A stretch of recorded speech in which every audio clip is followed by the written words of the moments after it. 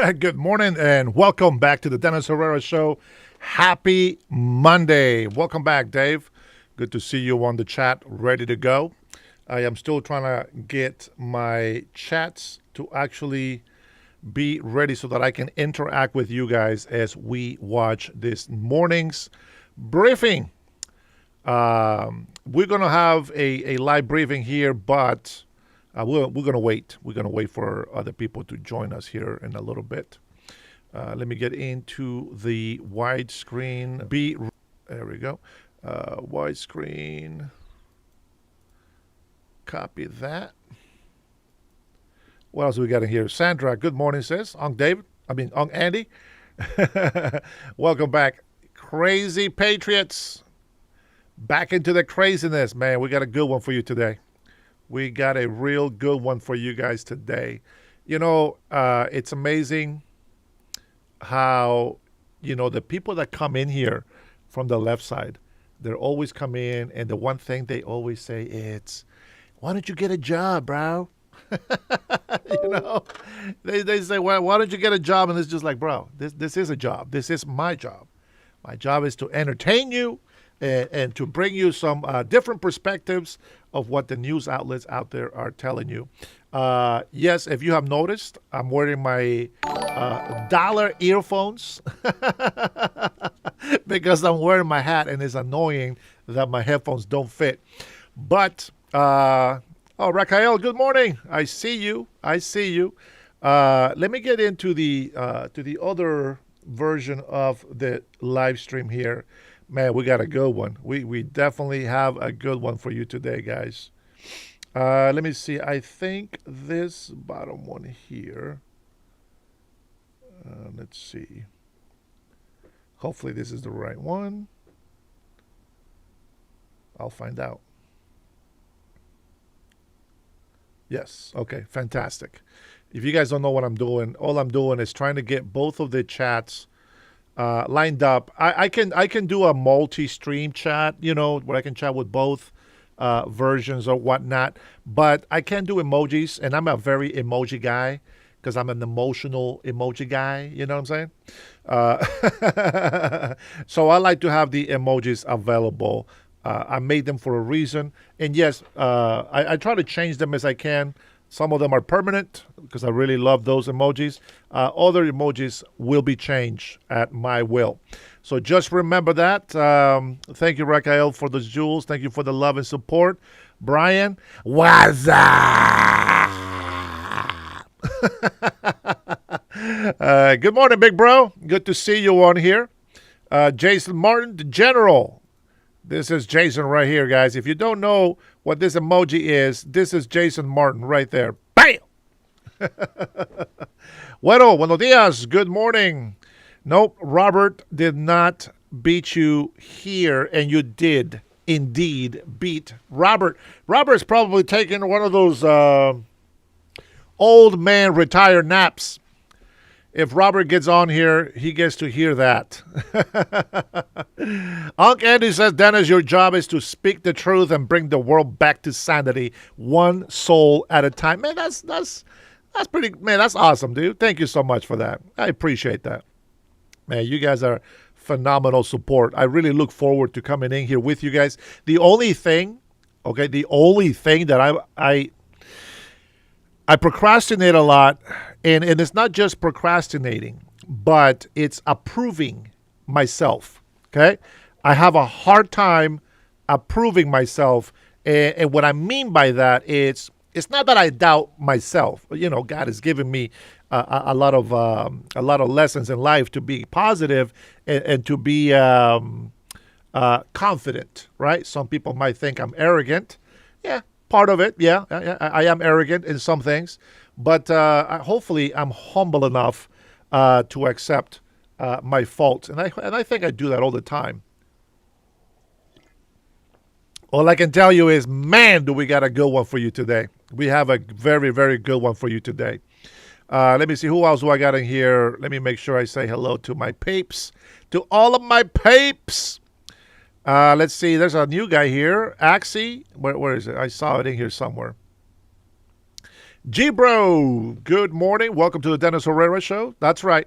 This is the only channel that actually acknowledges you and gives you props. Who knows? Maybe some people are copying me already. Let's see.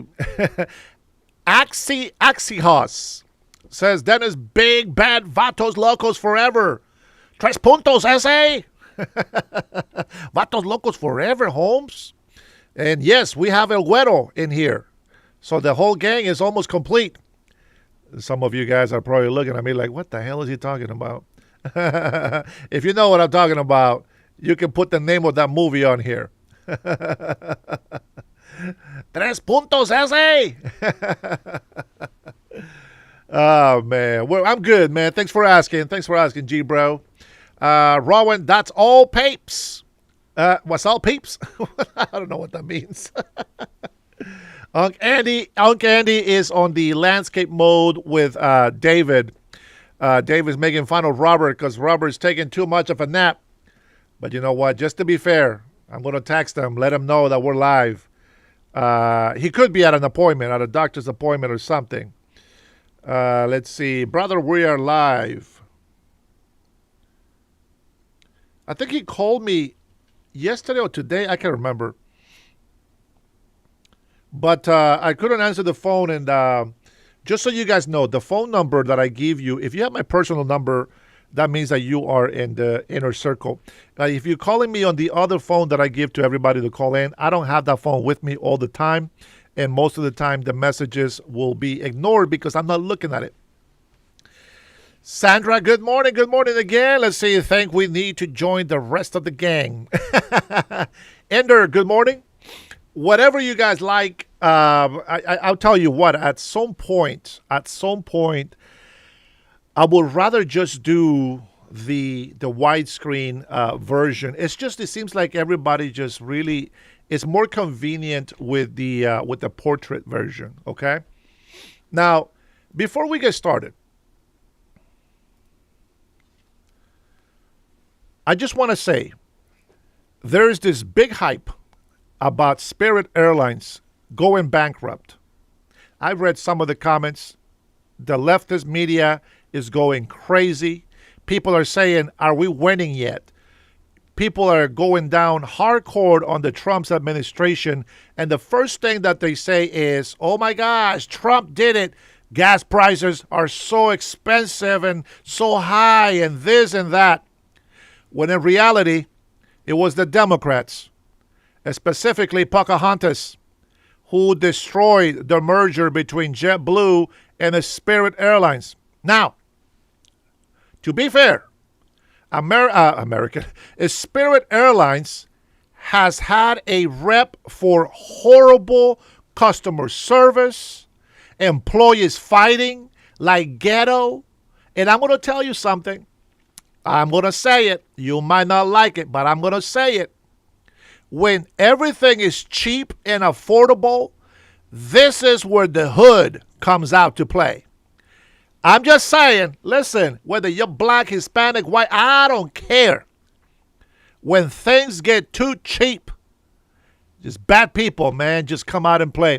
So my point on this is Spirit Airlines. I don't know why I keep saying American Airlines. Is Spirit Airlines dug themselves into a hole. JetBlue would have got them out. The Democrats actually burned their wings. But let's be honest. This will neither be a Democrat or a Republican problem. This will be an actual airline management problem. Too many issues unaddressed.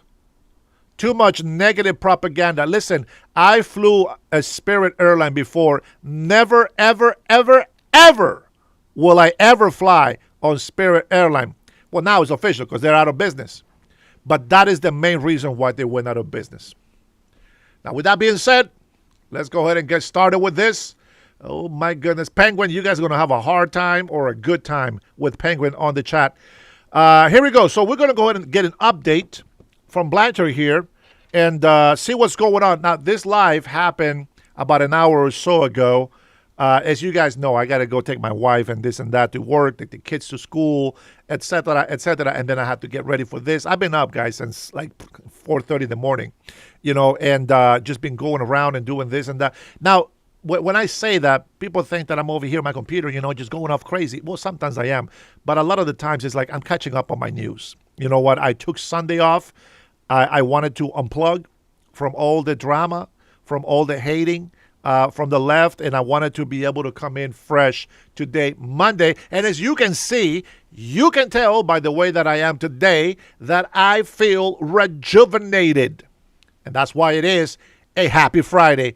By the way, sponsors will be coming in here soon.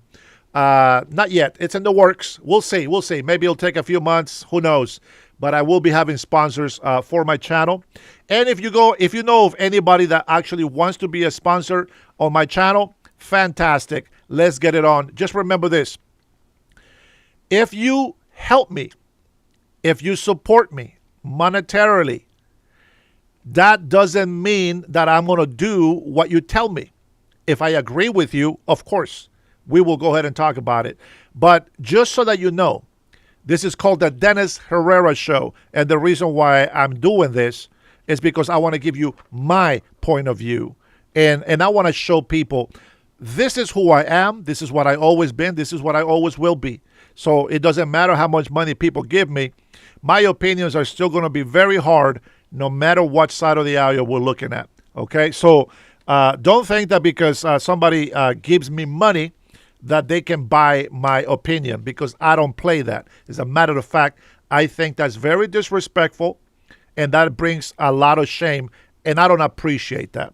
So just so you know, if I do have sponsors in the near future, one of the things that you will know is I will not accept a sponsor of a product or any organization that I don't believe in. Period. I don't care how much money it is. If I don't believe in the product, I will never take that sponsor. Of course, money talks, and that is a big saying in the world. But sometimes money doesn't talk. Money screams and stinks and reeks.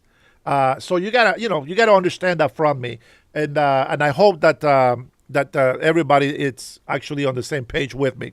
I am sure that if I give you money, you're not going to just say what I want you to say. I still expect you to be honest with your opinions. Now, with that being said, I still have to do a couple of things here in the background. We're going to go ahead and get on with this live. Okay, let's get started with this live, and then we got some good things to talk about. We already knocked off the Spirit Airlines. If you have questions about that, we can talk about it. But Spirit Airlines going bankrupt, no longer in business, that is 100% their fault, my opinion. Let's see what's going on here.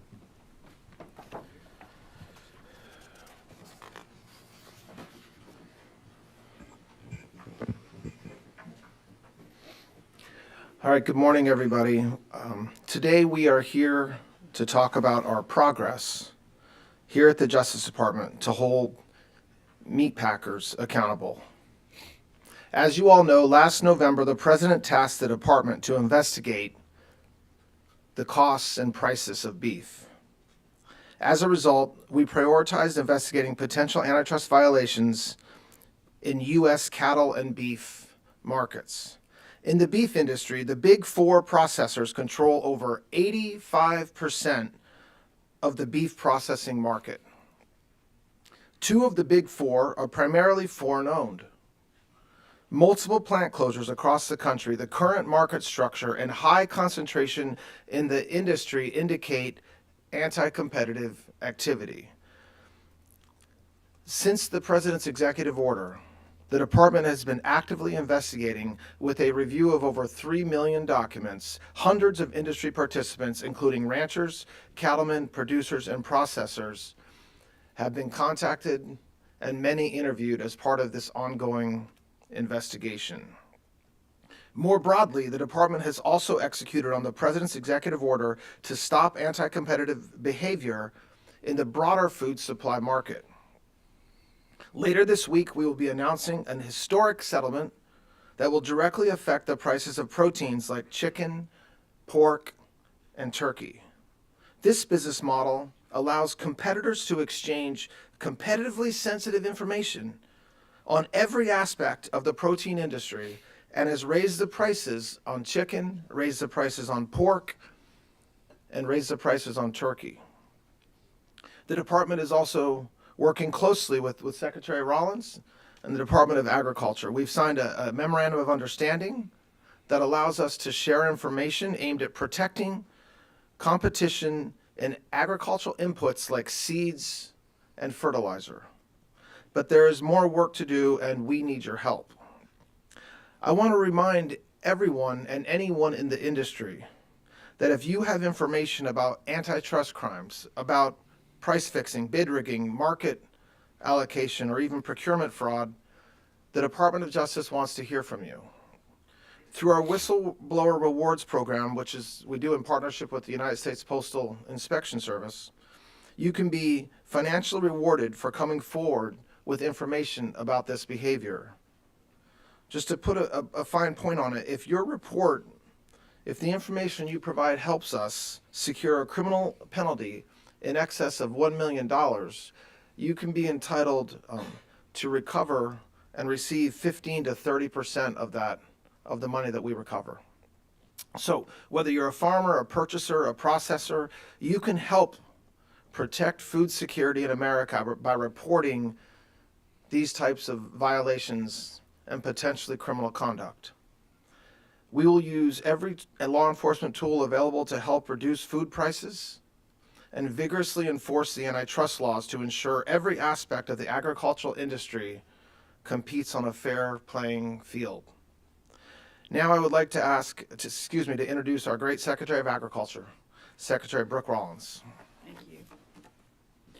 Good morning, everybody, and a very hearty and vigorous thank you to our Acting Attorney General.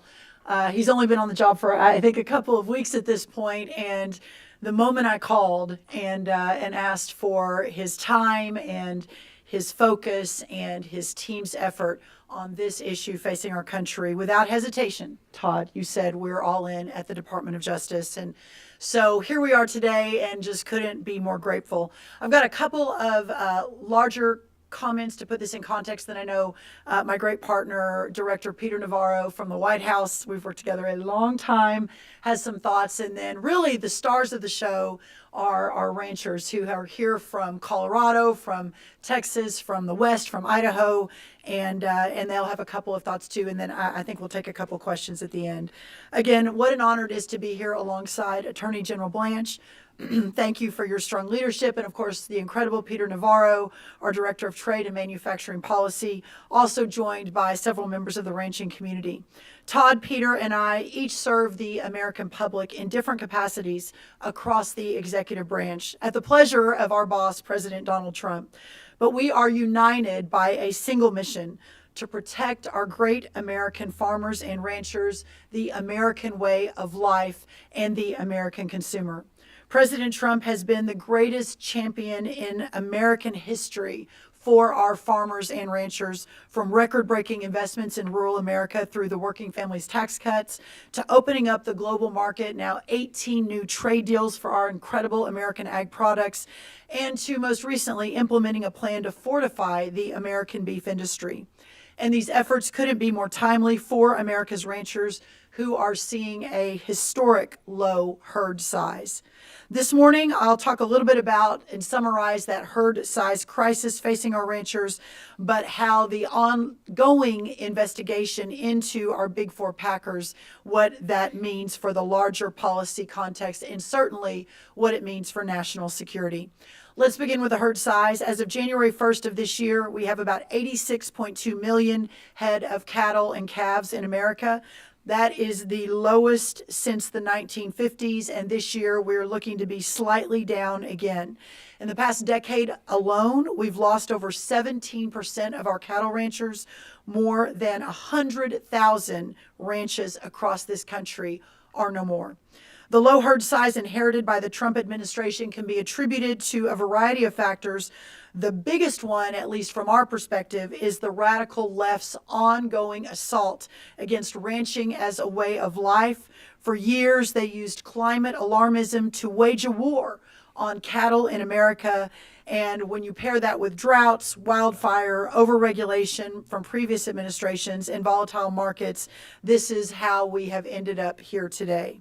Growing the herd size is an immediate problem in need of solutions, and we've already begun implementing across the government and into the states how we're going to solve for that. And we'll talk more about that as we move through the week. But already on the grazing allotments, we've opened up millions of acres in the West. We unveiled our new product of the USA, which is catching like fire across the country in a good way, labeling meat and poultry and egg products as actually born, raised, harvested, and processed in America, which is a new rule. Expanding the grading pilot program to include 88 facilities in 32 states. That's smaller processors.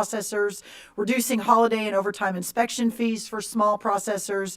Of course, encouraging our child nutrition programs. You all have heard me say over and over, USDA spends $400 million every day on 16 nutrition programs, incentivizing those programs to purchase locally grown, processed, harvested beef. And then, of course, Bobby Kennedy and I, with our new dietary guidelines, underscoring the importance of meat, among other actions, in eating real food. So we are making big change to keep incentivizing the growth of our cattle herd and to get out of this current situation we're in. However, and this is the second part of what I want to talk about today, the consolidation in U.S. meatpacking has led to just 4 meat packers: JBS, a Brazilian-owned company, Cargill, Tyson Foods, and National Beef, another Brazilian company. Those 4 companies monopolize about 85% of the U.S. processing market today. But it hasn't always been that way. The rate of this 4-firm control has accelerated since the 1970s. According to USDA data, concentration for cattle slaughter of these 4 was only 25% in 1977 and jumped to 71% by 1992. As mentioned today, it is an astounding 85%.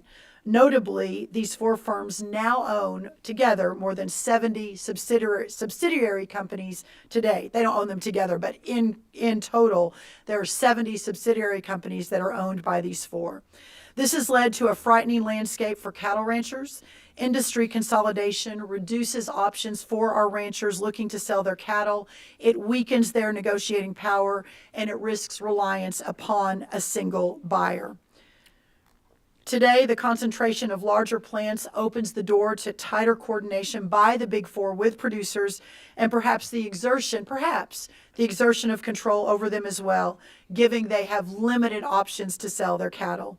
As ranchers face fewer options for selling their animals, the Big Four grow stronger and stronger. These companies now have an unprecedented ability to wield market power and influence prices paid for cattle, definitely more so than if we had greater competition.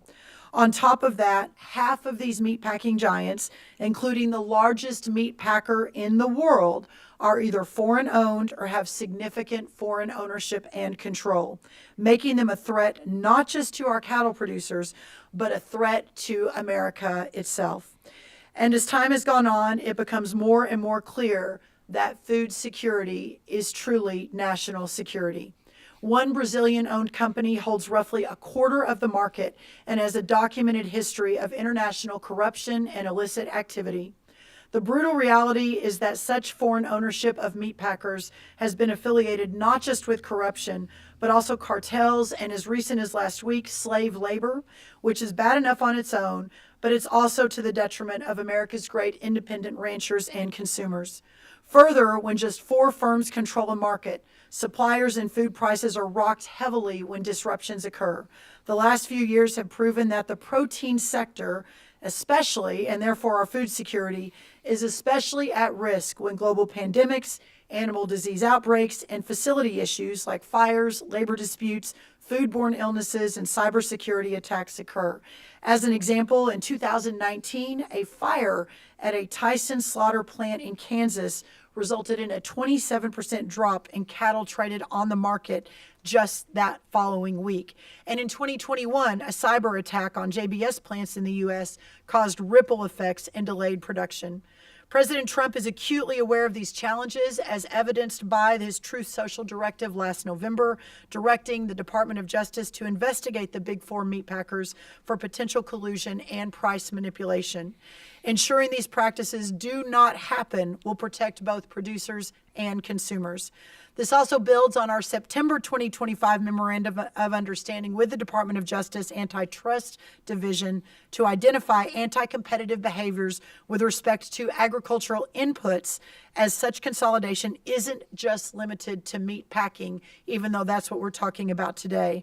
But whether it's seeds and fertilizer and other inputs, the consolidation of agriculture in America has continued unabated for decades, and it is now time to take a very hard look and begin onshoring and reshoring, as the president has so eloquently stated, so much of what we do and produce in America. Just last week, a lot of you were at our press conference on fertilizer, where we certainly underscored the need to do that.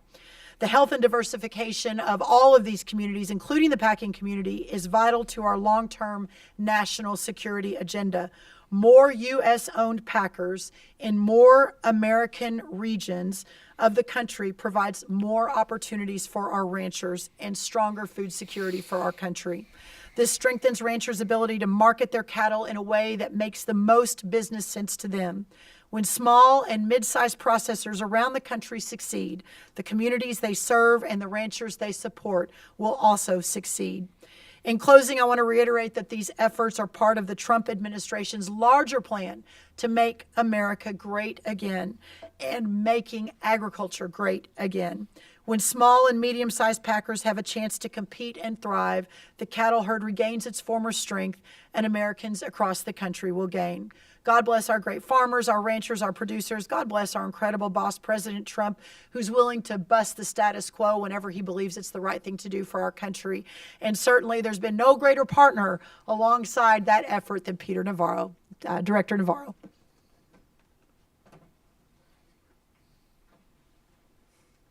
That's the egg price slayer right there.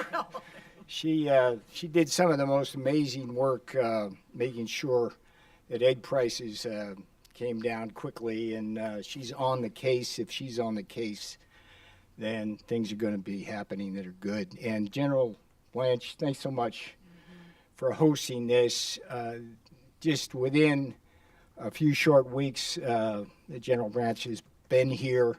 We've seen a significant uptick across Justice Department, but particularly in the antitrust agency. There's a guy in back. We don't need to name him necessarily, but he's really taken no prisoners, and that's what today is about. At the White House, there is no more important war on the economic front than the war on inflation, or what the Democrats use as a buzzword, affordability. The irony, of course, there is that much of the inflation that we inherited originated from actions like them. One of the biggest problems we have is inflation in beef.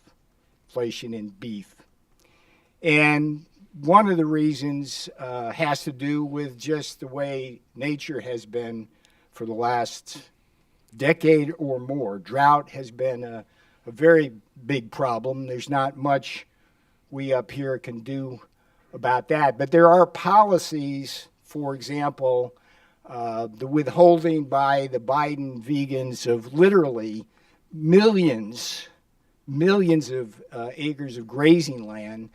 And we are swiftly moving that back in to help lower costs. But the biggest thing in my judgment that we're suffering from, particularly in the beef market, but also General Blanche mentioned chicken and turkey and pork, is industry concentration. Both General Blanche and Secretary Rollins have alluded to this 85% control.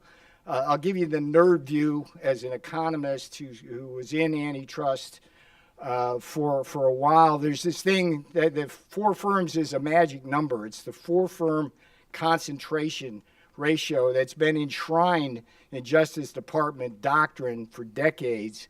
And it basically says when you approach even something like 60%, you invite collusion, either explicit or tacit. And that's not only the problem we have here, it's that half of the 4 are Brazilian. Half of the 4 are Brazilian. And in my tariff world, I remember vividly just recently when the president put tariffs on Brazil because of actions they were taking which were harmful to the American people. What happened? The beef lobby, represented by the Brazilians, quietly threatened the White House. And we saw beef that should otherwise be on the counters sold in American grocery stores going where? China. So it's not just price gouging and price fixing we have to worry about. It's also the influence of foreigners on our supply chain and the national security issues that are associated with that. We cannot tolerate that. And so General Blanche alluded to a settlement coming up this week. I can tell you that there's supposed to be a trial in Minnesota this week. It's a company called AgriStats. What is AgriStats? This is like the mathematician's worst nightmare in terms of monopoly behavior. Basically, what the companies in this concentrated industry were doing was individually sending in data on everything, consumers, production, everything in between. And what did that computer do?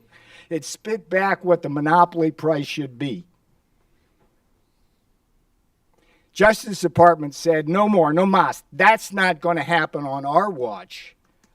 And that case, I believe, is going to be settled well or at trial in a way which not only will take care of that problem, but implicates some of the bad actions that we've seen by the 2 American companies, Tyson's and Cargill, and JBS on the Brazilian side, along with National Beef. Although I hasten to add here that the Brazilians are far more of the problem. And it's complicated by the fact that the Brazilians, particularly JBS, hands out millions of dollars to our American political system like it's candy. And the rate of return they get on that would make a Wall Street hedge fund blush. And we got to put a stop to that. And you're going to hear from the ranchers at the front lines what they've suffered. I can tell you that a small herd and a high concentration ratio are a recipe for exactly the kind of beef inflation we get getting. The last thing I want to mention, General Blanche alluded to the whistleblower program. He's really understating one of the great things Justice is doing. This is a big deal. The first award that was given to an insider was $1 million for blowing the whistle on some kind of used car scheme, okay? Think about that. And here's the reason why the whistleblower program is so important. It's because those are the folks who actually know where the bodies are buried, where the prices are fixed, where the shutdown of a meat packing house was really not because there was an electrical problem, it was something else. So I welcome my friends with the hats. I think that's a giveaway that they might be the ranchers in the room. And again, I want to thank you both for just kicking butt here. Thank you. Well, good morning, everybody. Hope your day's going well. My name is Shad Sullivan, and I am an American cattle rancher. My family and I derive 100% of our income from the beef and cattle industry. First of all, I'd like to thank Jesus Christ for his favor on this nation for 250 years. America 250. Let's go. I'd also like to thank President Trump and his administration, including the Department of Justice, USDA Secretary Brooke Rollins, for fighting on behalf of the American people and returning to the founding principles to defend liberty and freedom. For too long, farmers, ranchers, and American consumers have suffered at the hands of consolidated ration. We have lost 665,000 beef cattle in operations, which is 50% down from 1980. We have also lost 86,000 farmer feeders, which is 1,000 head and below. This has been driven by years of mergers and acquisitions of multinational corporations and foreign meat conglomerates. That has created a level of economic and political power that too often escapes oversight and accountability. As a result, unrestrained market control by these powerful corporations has increased input costs for producers, decreased profitability, and forced many to become price takers. While at the same time, this market control drives up costs for consumers. President Trump's recognition that this level of concentration has possibly led to market control and manipulation, political leverage, and vulnerabilities in our supply chains and food security is crucial to upholding our sovereignty and safety in this nation. Restoring a fair marketplace, rebuilding a resilient American food system, and protecting the food security of this nation are critical in securing an integral marketplace that strengthens rural America, supports local economies, and ensures consumer affordability. Today signals that these concerns are being taken seriously. We respect the process, and we applaud the Trump administration for taking steps forward to restore a fair and competitive marketplace for American producers and consumers. I will reiterate that food security is national security, and I submit to you today, where there is beef, there is freedom. May God bless America, and thank you very much. Well said. Shad is a fifth-generation rancher with ranches in Colorado and Texas. Hayden, I said Idaho. Did I get that right? Utah and Arizona. I was worried I'd missed the state. Utah, Arizona, sixth generation. And then the incredible Campbells right here, fifth generation Colorado ranchers too.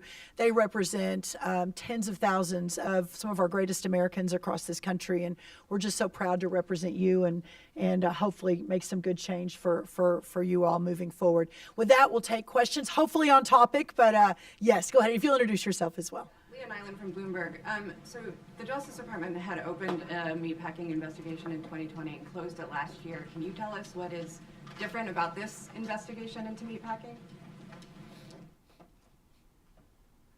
We open and close investigations regularly. I think that circumstances change, whether it's circumstances within the Department of Justice and priorities that we have, but also within the industry. And you just heard a lot of facts and numbers and data and statistics that explain why we're doing our investigation now, why we started it last year. And these investigations, at the risk of stating the obvious, are difficult. They take time. They take a lot of data processing of information provided by the industry, by everybody up and down the chain, and then also meetings and talking to witnesses. So I'm not going to explain or justify why a different administration shut down a different investigation, but this investigation, like we talked about, is being done, I assure you, for the right reasons, given not only what President Trump directed in the executive order, but the reality of the industry right now. I can tell you the big difference is velocity, intent, and actual action. And you're going to see in this settlement that it is going to unleash a set of forces that are going to ripple through this industry rapidly and in a way which is going to allow us to get to the bottom of this. So this is a new regime. This is a new form of moving, and it's at Trump speed.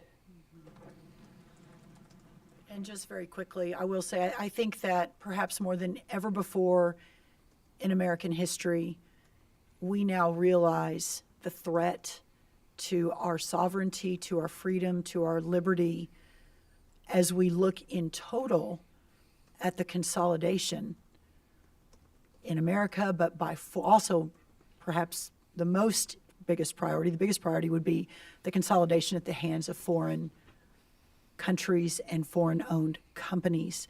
And we're not here today to talk about, for example, China owning U.S. farmland, but in 1983, China owned 2,000 acres. Today, they own almost 300,000 acres. 20 years ago, there were 40 fertilizer companies providing nitrogen fertilizer. Today, there are 3.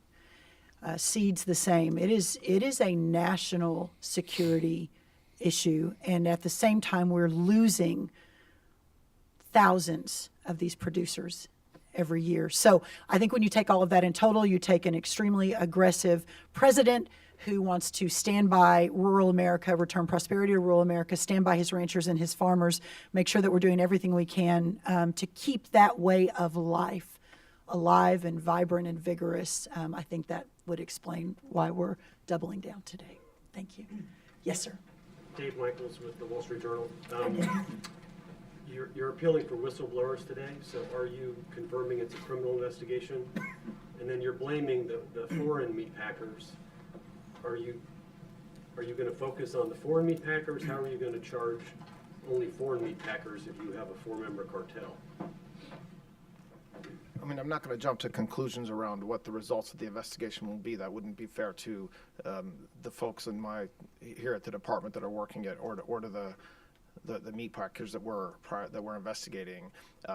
The idea of whistleblowers, of people coming forward with information they have, is one of the best and most efficient ways that we can solve antitrust violations, criminally or otherwise. And so we just want to make sure people in this industry realize that we're putting money where our mouth is. We're not asking you to come forward and then see what happens. We're saying, if you come forward and if your information results in a finding, in a conviction, and the amount of money is over $1 million, which in this industry is not a very high bar, that you stand to recover up to 30%. And so we have to incentivize people to make a very difficult choice and come forward with information if they had it.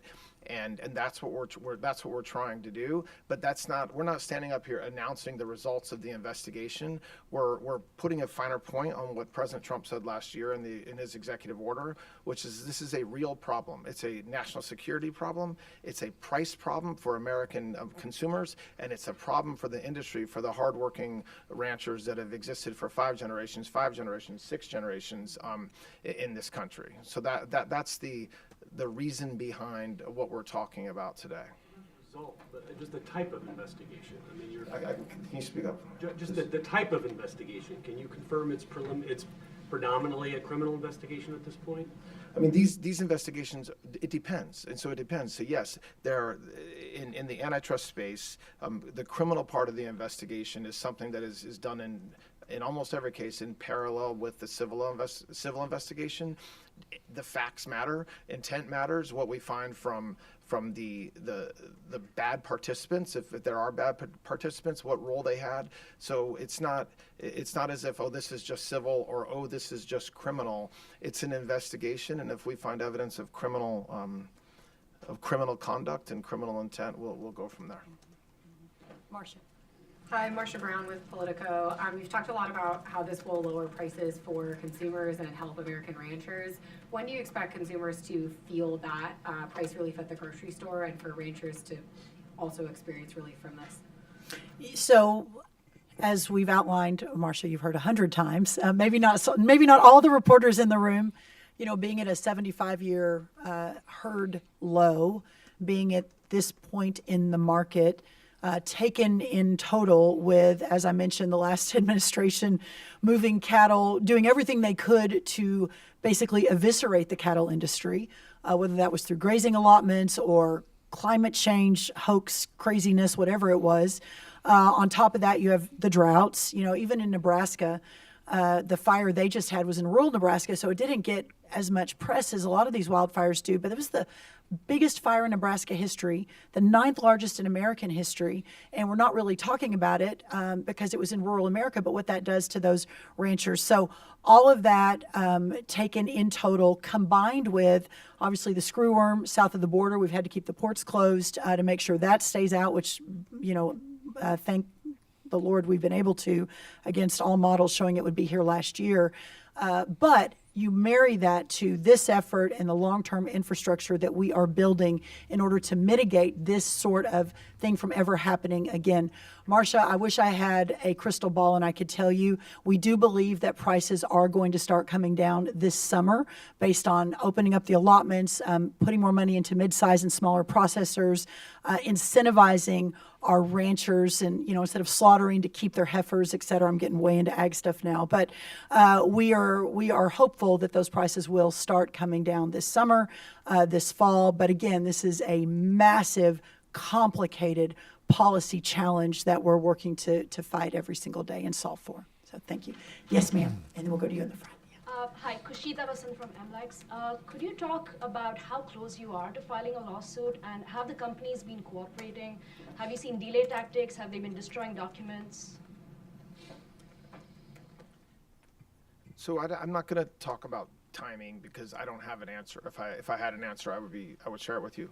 But just to understand that there is a lot of work that's been done, and there's a lot of work to do, and we are moving as quickly as we can. And I think that you've seen antitrust investigations in the past last more than one administration sometimes, and so go on for years and years and years and years. And there's things that we can do in the department to make sure that doesn't happen here, whether it's just making sure that subpoenas are responded to on time, making sure that we have the resources that are devoted to these investigations that should be.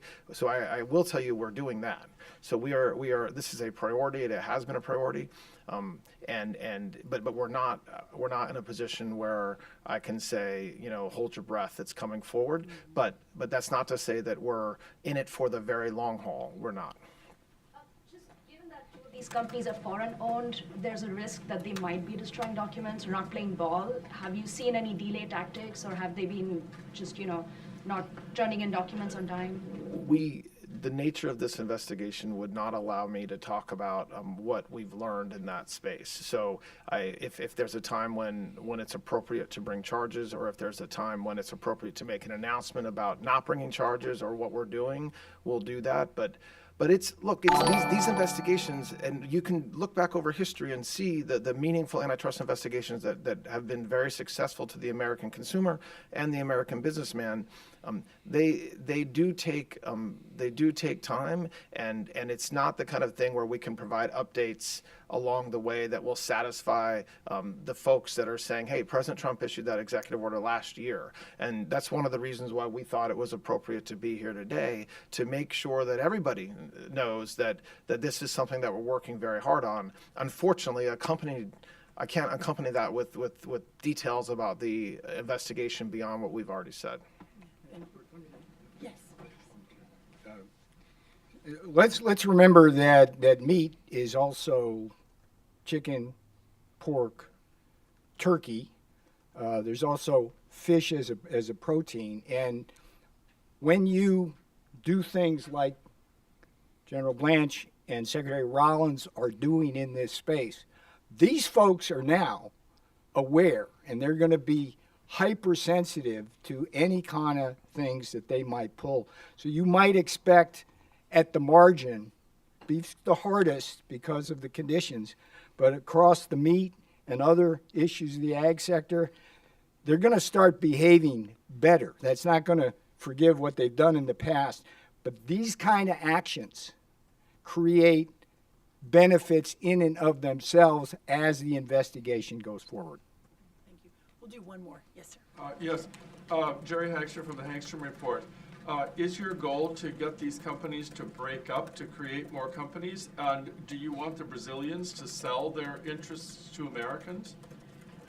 I think, Jerry, the goal is to preserve a way of life of rural America, to ensure that our food security is absolute, that the importance of being able to feed ourselves in this country and not to rely on other countries is, again, it's absolute. And back to our founder's vision 250 years ago, and that this president, I believe, has revivified in such an incredibly remarkable way, is putting America first. And what that means is putting all of it first, but from my lane, making sure that we can feed and fuel and clothe ourselves. And these other countries are playing the long game. They've got a 100-year plan. And, you know, we're arguing, until this president, we're arguing over who should go in what bathroom and certain, you know, things that in the long run don't necessarily solidify America and our national security.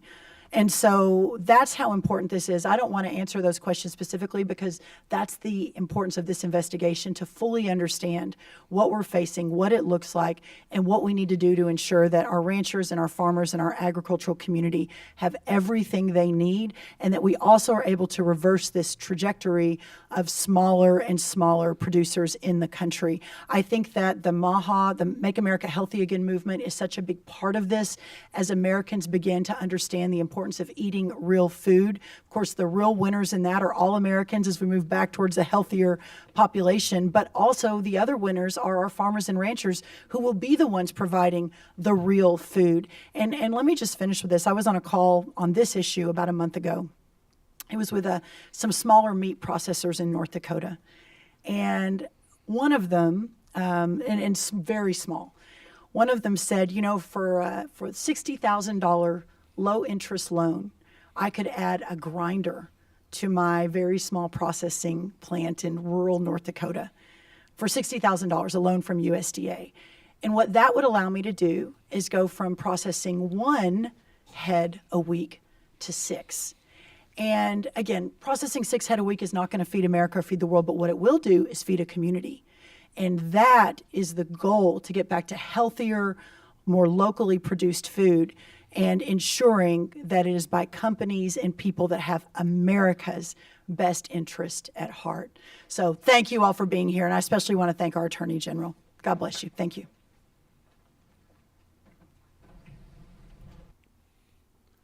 Well. Here, let me go ahead and address a couple of things over here.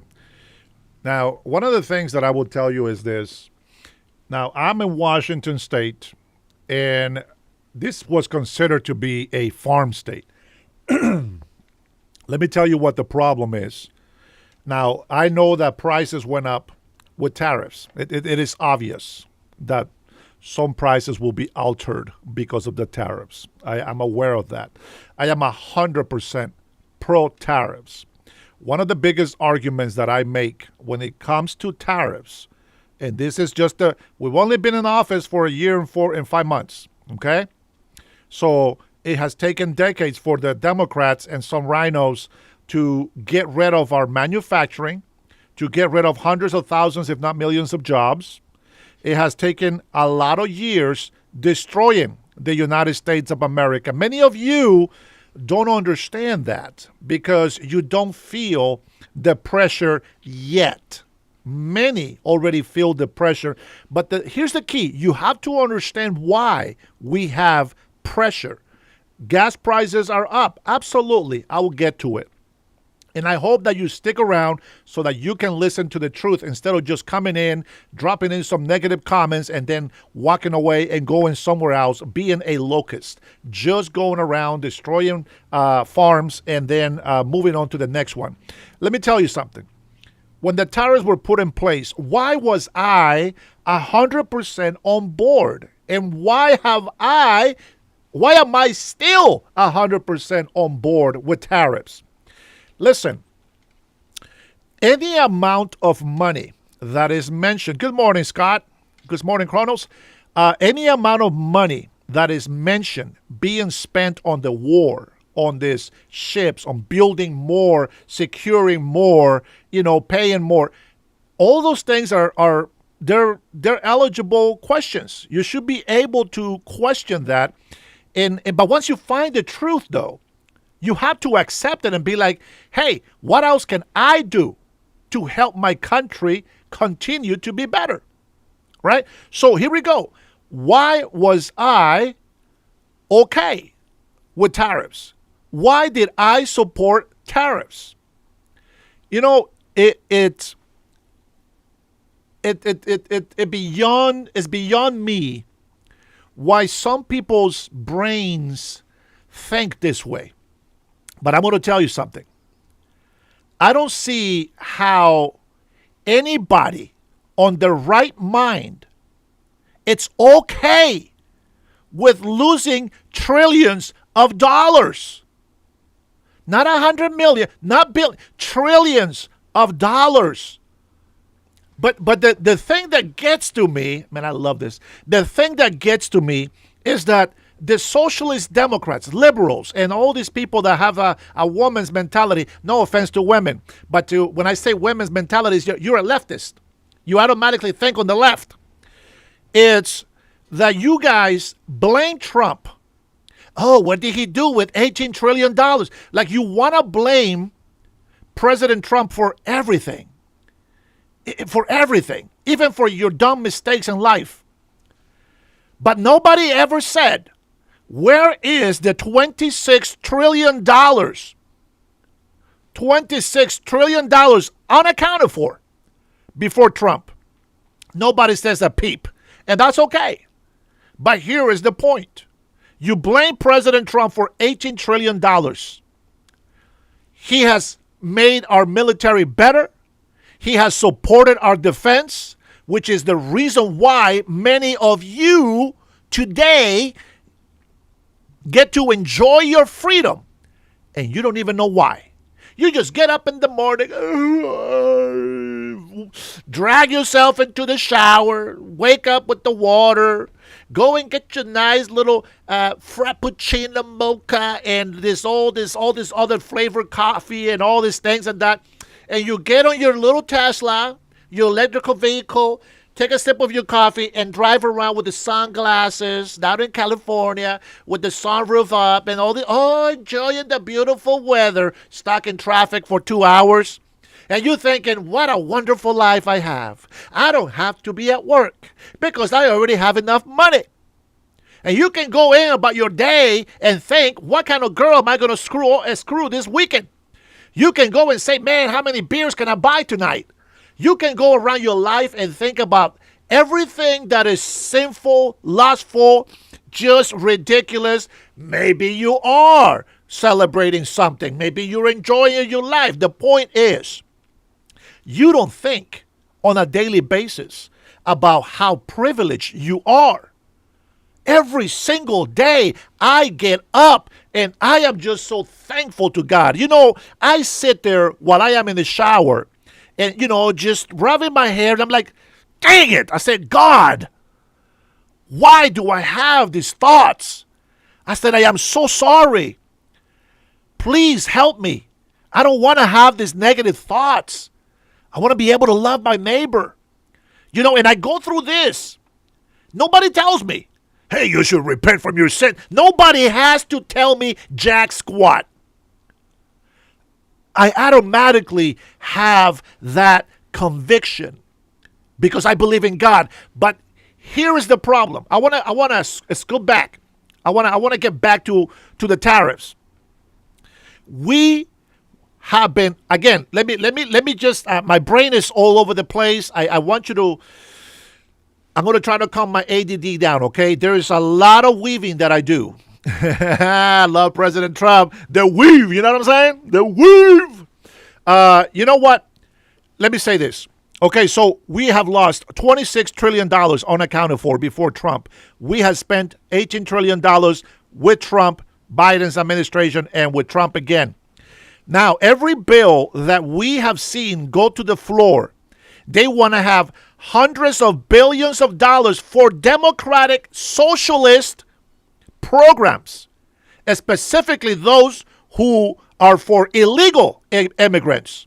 They don't necessarily benefit the American people. That's just one observation. But here's the thing. You blamed Trump for $18 trillion. We're at $40 trillion, $40 trillion in deficit right now. Okay, I get it. What are we going to do to fix it? Well, here's the Democratic Party idea. Hey, how about we sue President Trump and get him to pay back those tariffs that we have collected for the country? Let me tell you, number one, these big corporations, big businesses, okay, that have been taking advantage of the government, of our country, not the government, our country. They are out there getting their money, but they spend all this time during tariffs time taking that price on you and me, the consumers. We don't get that money back. We just get to hear, here's a finger, shove it up there and pay the tariffs. Because when tariffs are put on, the consumer pays for the tariffs. Now, we've been screwed over many times. But they're getting $166 billion. They sued us. Not the government. They sued us. It's our tax-paying money. $166 billion. I'm going to say it again. I am 100% for tariffs.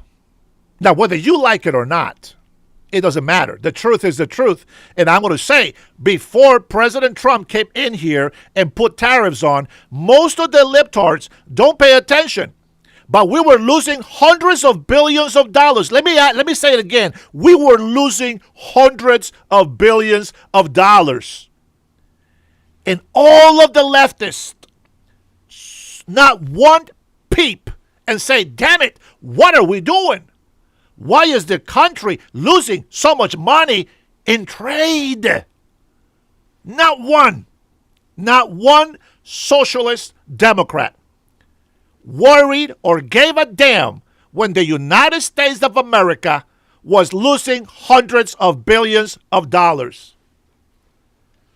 Let me tell you something. The hypocrisy of your stupid ass socialist Democrats. They get pissed off when the President Trump puts a temporary tariff, a tax as they want to call it now, a temporary tax. But they don't say nothing except celebrate when their socialist Democrat government adds and puts up higher permanent taxes and garnishments from their hard-working earned money. They're just celebrating. SoCal is one of the guys that celebrates this nonsense from the socialist Democrats. Oh, we're the largest economy. And I go and pull the facts. The biggest poverty, the highest poverty level in California. Nobody answers that question. They like to ignore the question. But yet, here they go and say, oh my God, well, most of the Republican states are poor. Yeah? Go find out what they have. Big-ass houses. And they own them. The government might not be making that much money as an economy, but the people are taken care of. Let's not forget that a lot of these red states have a lot of cities, big cities that are Democratic. They're blue cities. Now, let me tell you another thing. We were losing hundreds of billions of dollars, and till this day, I have not heard, oh, please, the school and the healthcare is bullshit, my friend. That is just what they say to make you feel guilty and make you feel a little bit better about your latte in the morning. That ain't shit. That is not for Americans. That is not for Americans. I'm going to tell you that right now. 100% is not for Americans. You got to stop being lied to. You got to know and say, doggone it, you know what? I am sick and tired of this guy's lying to me every single day. This is why I no longer support Democrats. This has been a long time ago. This has been coming for a long time. Probably JFK. Probably. And this is before I even came to this country. Probably, you know, whatever. But JFK, the mentality of the American citizen. He didn't think, I'm a Democrat, I'm a Republican. As a matter of fact, he just saw himself as an American citizen. Which Democrat today tells you, hey, go depend on the government? Every Democrat tells you. Every Democrat tells you, depend on the government. Everybody says, oh, well, you guys remember the caller, right, from Saturday? If you were with me on Saturday, you remember the caller? He's like, well, the Bible says, number one, they always bitch and complain to me that we should separate church from government, and then they come and bring the Bible. That's fantastic. He says, the Bible says that we should help the poor. Yes, 100% help the poor, not sustain the poor. There's a big difference. There is a big difference. Jesus also taught, help the widows. But if the widow's young, she should go and remarry. You have to understand the culture back then was that the woman was to stay home. It was the man, the head of the house, who took all the credit. Today we give credit to our women that are behind us, because they're the ones that help us not fall back. Our women today, they're right next to us. They are not beneath us and they're not above us. They're right next to us. But every household needs to have a head of house, and doggone it, in my house, I am the head of house. Democrats like to depend on the government. They want welfare. Welfare, what do we see that welfare has done for our communities? Somebody's here from Illinois. Somebody's here from Illinois. Tell me, what has welfare done for your state? Somebody's here from Chicago. Tell me, what has welfare done for Chicago? Well, I'm going to tell you what welfare has done here in Seattle. Homeless, drug addicts, irresponsible teenagers, parents who have taught their children that it's better to be on welfare than to go and work and earn a living. The mentality of the working American, the ones who were pursuing their American dream, is no longer there. Now the American dream for these guys is depend on the government. More food stamps, more cash allowance, more drugs, free paraphernalia, free condoms. Don't tell me to stop having sex and promoting these diseases. Just give me a condom. That's good enough. That's the way that the leftists think. And if you're thinking that way, it's time for you to change the way that you think. It is unbelievable to me how people are in this world. But I'm going to tell you this. Streamless is getting on the... Burning 47. All right, Burning 47. I'm going to have to make you a mod. I know. I'll make you a mod so you don't get harassed by Streamlabs. But I'm going back to tariffs because I have a problem with permanent taxes. I have a problem with property taxes. Let me tell you, Robin says that must be talking about California. Let me tell you this. What are Californians proud about? I want to understand, because it seems to me like you really are hypocrites. It seems to me like you really are hypocrites, and unfortunately, your loyalty to your party has blinded you. This is why you don't like Senator Fetterman anymore, because he's not blinded. He's a patriot. He might not be right all the time, but he is not blind.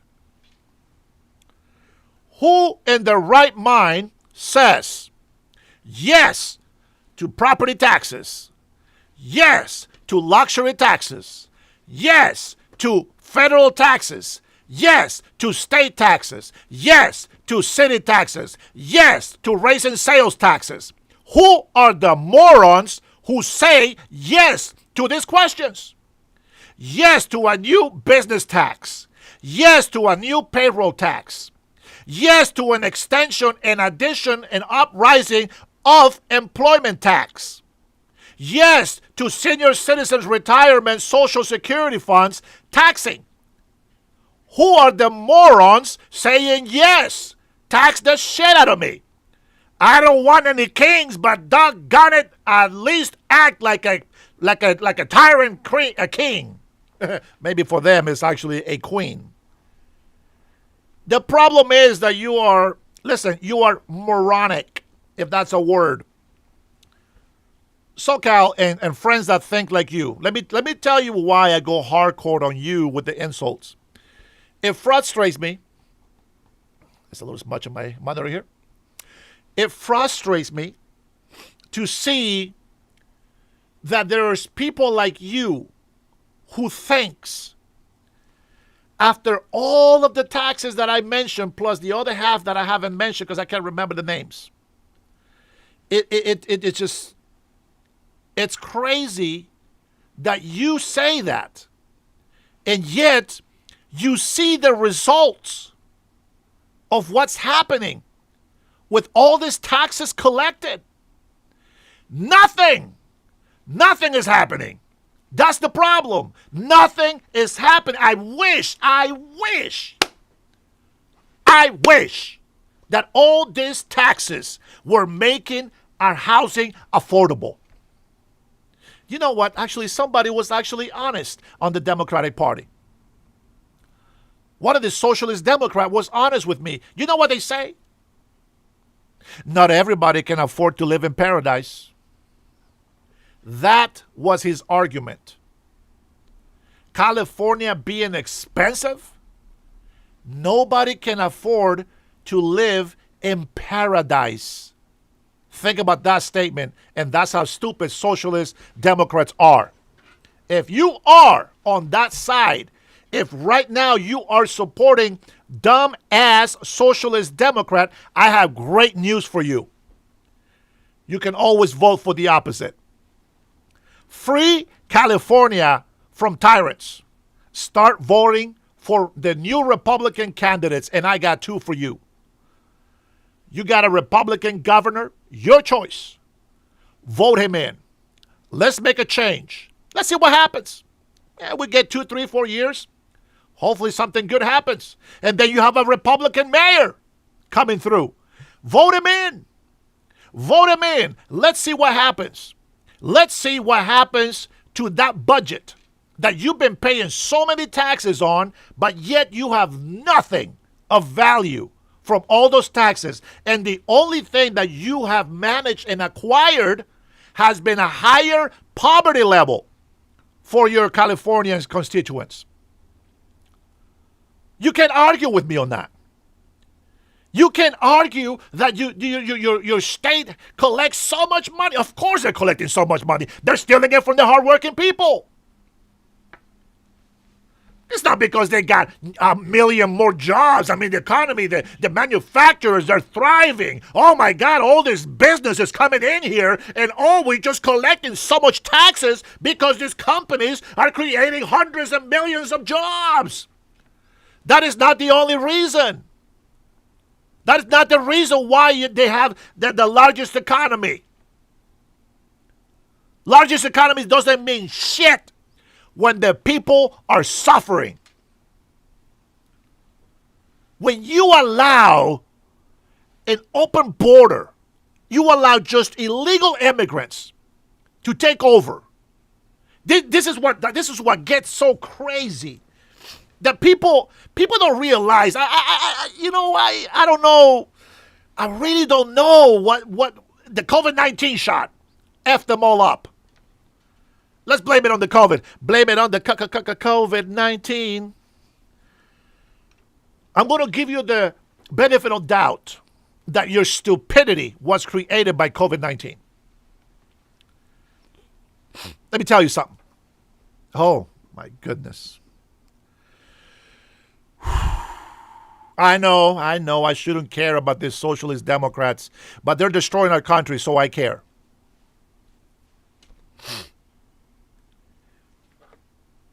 Millions of illegal immigrants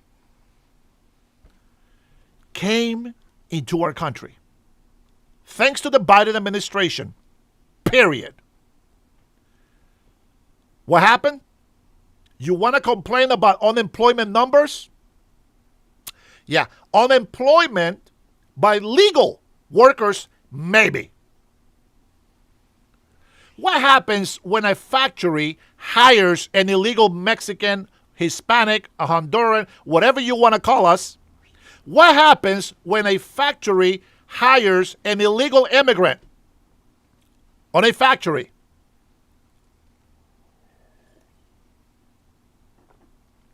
Does that help the American people? No. That's one less job that an American can make. And don't give me this shit that only illegal immigrants can go scrub toilets. Don't give me that. Don't tell me that only illegal immigrants can go work in the farm. Don't tell me that only illegal immigrants can do all the jobs that nobody wants to do. Don't tell me that only illegal immigrants can actually it is true. It is true. Only illegal immigrants will take a lower wage than the minimum wage. That part, that is true. But only socialist Democrats believe on slavery. It's the bottom line. They believe on slavery. You can't sugarcoat that. So again, I am going to go back to the tariffs. So people don't say anything about $26 trillion before President Trump in office, unaccounted for. They don't know where it went. I know we're doing some missile strikes here and there. I got it.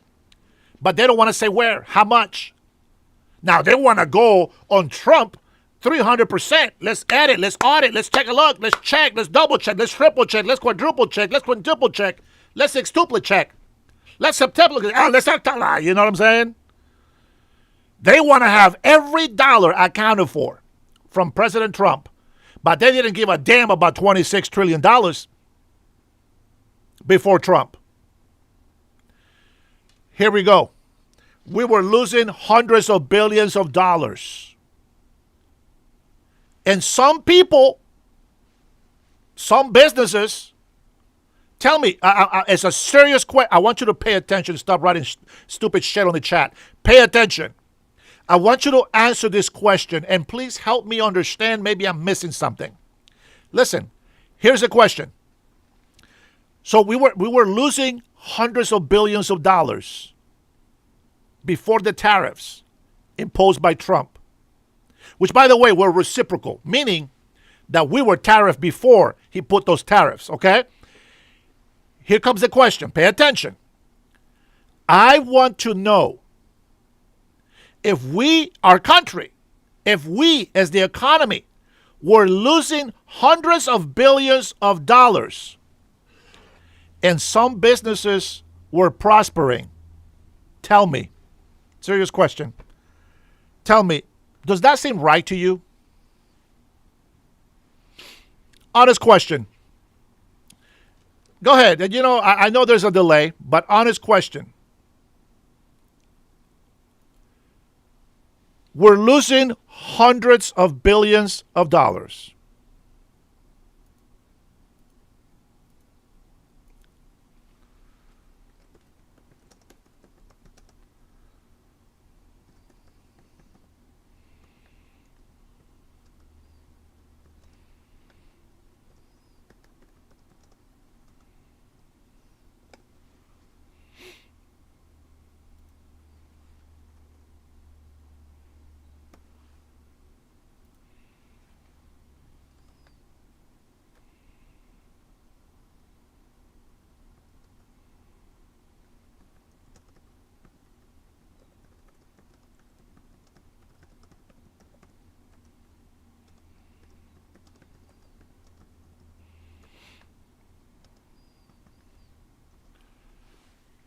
We're losing hundreds of billions of dollars. Some corporations were doing great. Does that seem odd to you? Wait, let me change that. Let me see. Yeah, let's just do that. Okay, there you go. Now, while you guys answer those questions,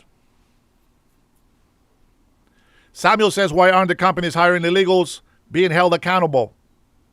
It's a damn good question, my friend. Why is our national debt higher than ever if he claims he was going to lower it? The debt is probably not going to lower for a while. It's going to take some years. It's going to take a long time for that debt to lower. But you have to understand, just because I know it's a deficit, and I like that you said debt, because that's kind of how I see it. Obama dropped almost 550,000 bombs between Syria and Libya. Yeah. Well, there's a lot of money. Go find out how much money that is. Now, the question, there's the question right there. We're losing hundreds of billions of dollars. Some corporations were doing great. Does that seem odd to you? Now, here's the other end of that question. President Trump puts tariffs on those who were tariffing the crap out of us, which, by the way, I want to point out that the Chinese have become very wealthy, not the people. It's like California. Now, China has become very wealthy, not the people, the government. Just like California. Largest economy in the whole United States of America, but the people live in a third world country status. Pay attention, because this is how you get twisted and fooled. China was making so much money off of us. They built a replica of Paris, and nobody lives there. They built a replica of the Germantown, and nobody lives there. They have these massive buildings and projects that cost trillions of dollars and altogether. All with America money. All with your money. California, bro. Don't tell me, bro. South Central, Fullerton, Anaheim is going down the drain. Please, all the areas that used to be okay are now worse than Compton. Just because you live in a nice area. See, this is the problem. And this is the reason why I like the mayor that is running in California. He says, look, this is what the mayor lives. This is what so-and-so lives, $3 million houses. This is where I live. And he shows a trailer. That's where he lives. And he sees the homeless on the street. The guy knows what he's talking about. SoCal, you just said it. You said Anaheim is nice? Are you freaking kidding me, bro? Crime is hella up in Anaheim. Fullerton used to be a quiet town, bro. I saw people dead on the street, shot on the head. They were making Fullerton and Anaheim el barrio. I don't think you know what that is. I don't think you know what that is.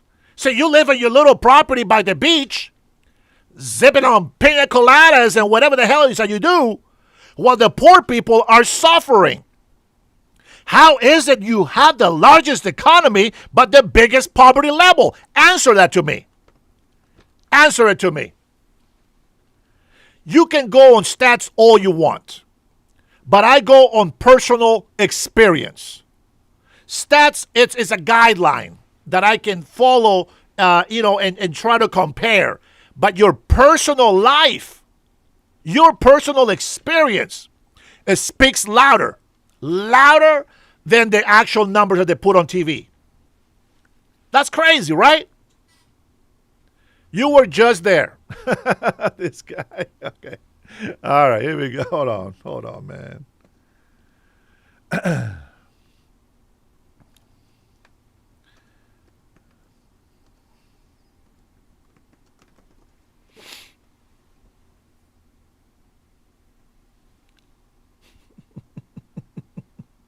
Anaheim, California has an overall crime rate roughly 11% higher than the California average and 22% higher than the national average, resulting in a D+ crime rating.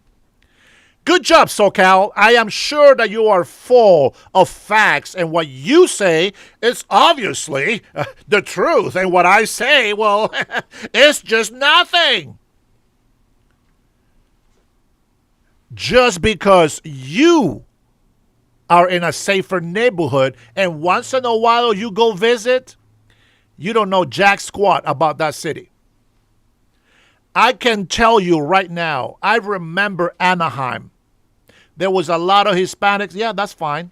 But now, California looks like Mexico. And not the good part of Mexico. It looks like the ghetto Mexico. Homeless have multiplied by the thousands. And yet, all the taxes taken away from the people have done nothing to fix that problem. Bruh, listen, I know where your brain is. You are a loyalist. You are a loyalist. You're not an American patriot. You probably have more ties to China than you do America or Africa. But I'm going to tell you, that shit don't fly with me. That shit don't fly with me. I'm an American citizen by the grace of God, and thank you to the government for allowing me to become an American citizen. But I can tell you, I know what a third world country looks like. I come from one, and that's exactly what California looks like, and specifically Southern California. Ah, man, I love it when I'm right. I'm always right. I don't know why. I don't know why I'm always right. It's crazy. It's crazy. I don't know why. Anywho, so now we have tariffs. No longer are we losing hundreds of billions of dollars. And China got pissed. And for some reason, the socialist Democrats, oh my God, what the hell is President Trump doing? He is putting an unconstitutional tax. Shut the hell up. What the hell do you know about the Constitution, which you have been raping every day? You have been destroying the rights of the American people, and you dare to say that President Trump is doing unconstitutional things. You, socialist Democrats, are doing unconstitutional things. And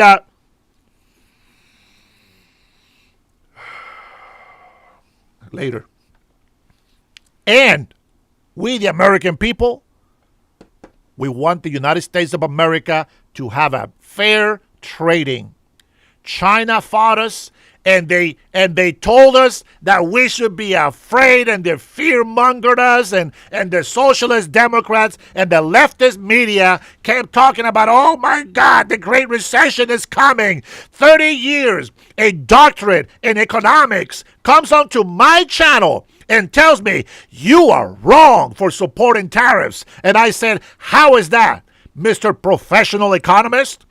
He's like, oh, this is going to bring the Great Depression back to the States. And I said, shut the hell up. I don't need a degree to tell me that this is the right thing to do. You know why? Because they're reciprocal tariffs. They have been tariffing us up the yin-yang, and I have seen the economy of China. We are 1/3 of the market of the world. My gosh, people, common sense. You gotta understand. Listen, if you don't like my screaming, turn the damn volume down. Turn it down for what? Oh, man. If you think I'm screaming too loud, turn the damn volume down. Here, I'll help you out. I'll turn it down a little bit. All right, I'll turn it down a little bit. Listen, I just get excited, man. You don't take my excitement away. What's wrong with you? Welcome to the Dennis Herrera Show, baby. Well, we keep it real. China says, oh my gosh, they are taking our money. And I said, no, we're taking our money back, which is a difference. I am nobody's fool. And as an American citizen, I said it on my introductory video, all I bring is my loyalty to the United States of America. And I will speak the truth. And I will respect and defend this country for as long as I live. However long God allows me to live. But the facts are the facts. China, the people, millions of Chinese people were complaining. Jason Martin, listen, once I get my sponsors, Once I get my regular funding monthly, it will be unfiltered. 100%. Right now, I'm still kind of watching it. But listen, the truth is the truth. Millions of Chinese people were complaining. Now, you don't know about this probably. Many were in prison, killed, silenced. How many news do you see on the legacy media from China? From protesters? They're out there killing Christians. Chinese people turning Christians are being killed or put in jail. And they get put in jail and they harvest this. Oh, I'm not even going to go there. We're not going to go in there with the organs and all these other stuffs going on. Listen, I'm going to tell you something. If you want to be lied to, that's on you, okay? If you are in my channel, I hope that you gather some information. Go fact check everything I say. Go for it. Go fact check it. But I'm going to tell you, this narrow, close-minded, if you have chosen, notice how I don't mention Republicans. And that's because I'm not a Republican. People don't understand that. The reason why I don't mention Republicans is because Republicans have the right policies. Now, there's a lot of rhinos. We know that there is actually Democrats who run as Republicans. And they cheat on the elections by doing that. Because those who are Republicans that are sick and tired of Democrats, well, they vote Republican because they're sick and tired of Democrats. And what do when they become in power? Boom, they flip. You can say, oh my God, the Republicans have the majority of the seats. Well, that's bullshit because we don't. We don't.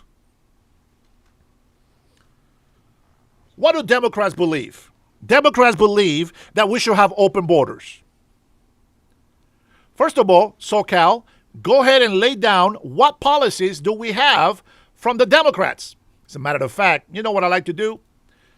I like to look it up. And why don't we read it together? There's probably policies that I haven't even read to you, but let's look for it.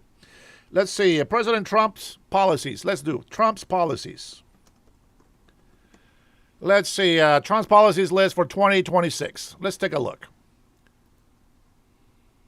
Oh, look, it says President Donald Trump doesn't have any policies. Is that right? Let's see, tariffs increase prices on the people. Shut the hell up. It's like if I just talked to my ass, like I seriously just talked to my ass and the ass just went, that's you, SoCal. What the hell am I explaining things if you're not going to pay attention? I don't get it. I don't get it. It's like I'm talking to my ass. I really am talking to my ass.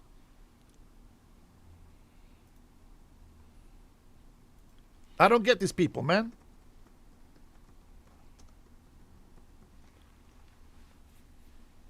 There is a page. Where is the page here? Let me see.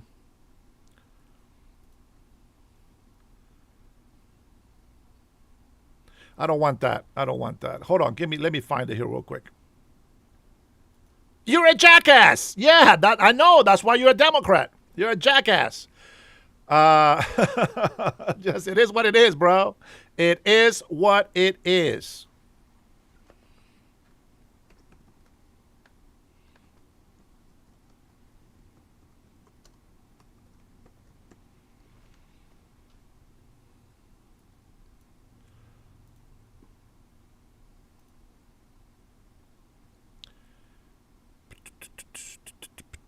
Okay, let's read a couple of them. Here we go. Now, I don't know why the socialist Democrats don't think that securing the border is a policy. I don't get it. I don't get it. But anyway, let's take a listen and see regulatory and execution actions. Foreign policy focus on sanctions. Yeah. Okay, here we go. Let's read a couple of these together so that you can shut the hell up. All right, here we go. Here we go. All right. Let's see. Key policy areas and actions from 2025, as you look in right down here. As a matter of fact, let's just go ahead and read the actual overview from AI. As of early 2026, the Trump administration, begun actually in January of 2025, is prioritizing strict border enforcement. Energy independence through increased fossil fuel production policies and significant deregulation, including AI and federal worker classifications. Key policies include tariffs on imports. Bing! I support it 100%. Reversing previous environmental regulations. Bing! I support that 100%. And restricting immigration via increased detention and remain in Mexico policies. Bing! I support that 100%. Any questions so far? My socialist leftist libtards. You with me? Again, there's good news. You don't have to stay a leftist libtard. You can always change your mind. It's never too late. And here's the thing. You don't have to tell anybody. You don't got to tell anybody. You just change and pretend like you've always been on our side. Don't worry about it. Nobody knows. Nobody knows. Compa, ¿qué pasa? Arriba, Dennis, you look like mis primos from Durango, Mexico. Cool hat y arriba Trump 2028. Let's go. Ahua! Don't make me do my Mexican scream, bro. Don't make me do my Mexican scream. That is just part of it. I'm trying to keep it down so the mic doesn't go too high. Here we go. Key policy areas and actions. Immigration and border security. Oh my God, that's not a policy, Dennis. That's not a policy. Oh my God. Some idiot told me that on Saturday on a call that on my live. Unbelievable. Energy and environment. Pursuing an Unleash American Energy agenda, which includes rolling back environmental regulations, fostering fossil fuel infrastructure, absolutely pipeline permits, etc., and promoting energy efficiency deregulation. Policies that I support. AI, issue executive orders to ensure a national framework for AI while simultaneously seeking to limit woke AI federal agencies. Establish the Department of Government Efficiency, DOGE. Created Schedule G for federal employees aimed at reclassifying civil servants. Designated fentanyl as a weapon of mass destruction. I support it. Bing! Absolutely. Man, any other questions? Any questions? We also added another policy that we like. No man on women's sports. Man, I love it when I'm right. Now you can tell me. Go ahead and put on the chat, my little socialist beautiful friends. Put on the chat, what are the socialist policies?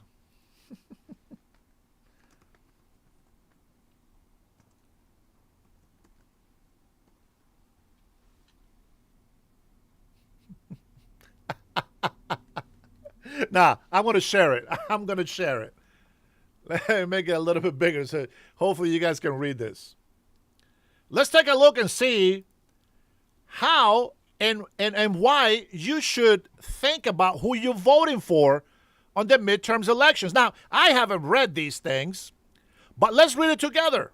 Let's read it together and see. You convince me why you are voting. Let me make this bigger for the portrait mode here. Let's see. Hopefully that's big enough. Okay. Here we go. I'm gonna give you guys. I'm giving the Democrats some attention. You're welcome. I'm giving Democrats some attention. Here we go. Julissa Vital, thank you for following on Instagram. Democratic policies in the United States generally focus on fostering social and economic equality through a stronger safety net. That was a lie. Progressive taxation. Yes. Take the people's money. And government intervention. Now, where have I learned that from? No. Communist? I'm crazy. What am I talking about? That's not communism. Key pillars include expanding the Affordable Health Care Act. Well. What do you think that entitles? Affordable Care Act? You know what that entitles? It entitles billions of dollars for rich corporations, and the people's tax money gets to go away. Woo! Fighting climate change. You know the problem when people don't believe in God, like the Marxist communists don't? The problem with people that don't believe in God is that they think they are God. They think they are God. They think that we can reverse climate change. No, we can't. It advocates for a progressive tax systems. Jesus. Lord, save us from this evil, ignorant people.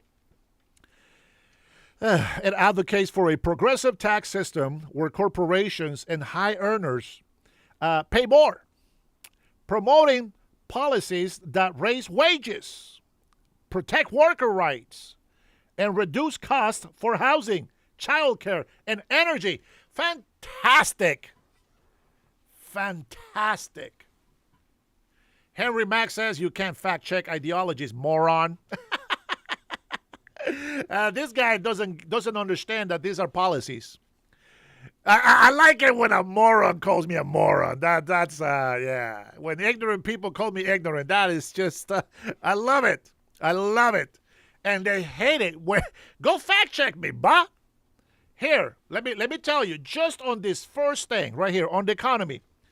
Let's check this. Let's check. Oh boy, this is juicy. It is juicy. If you're not excited yet about being on the Dennis Herrera show, I don't know what else will get you excited. but you're gonna learn something today, because as a graduate, as you graduated from the Leering Center, I can break down the truth that you haven't learned shit in life. So let me educate you today. Here we go. One of their policies on the economy is advocates for a progressive tax system where corporations and high earners pay more. That is a policy. Here we go. What happens when you raise the price or taxes on corporations? Well, the consumer pays for it. You thought that by raising taxes on corporations, you will stick it to the man? Oh, man. That's not how it works.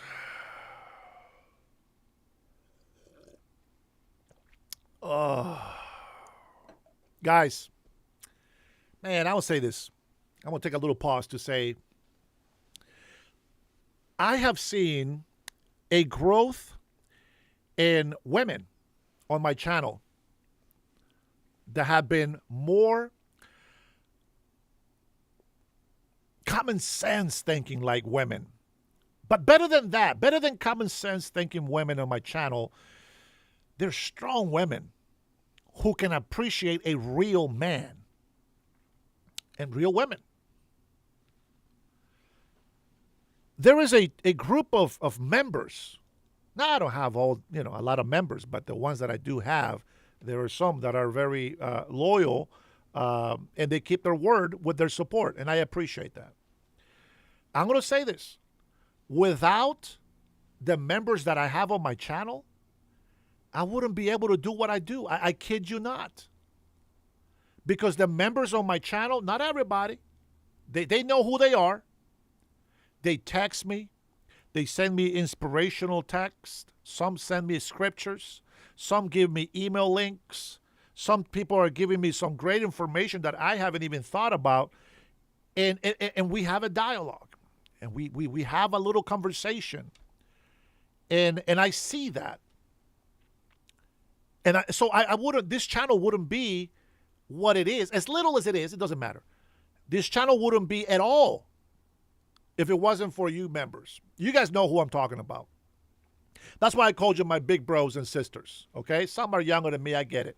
But, you know, this is why I appreciate you guys. I'm going to tell you that right now, okay? I'm going to tell you that. You know, I have much love for every single one of them. And of you, if you're watching this. But I want you to know this. You don't have to earn my respect or my love. You automatically have it. 100%. You already have my love and respect.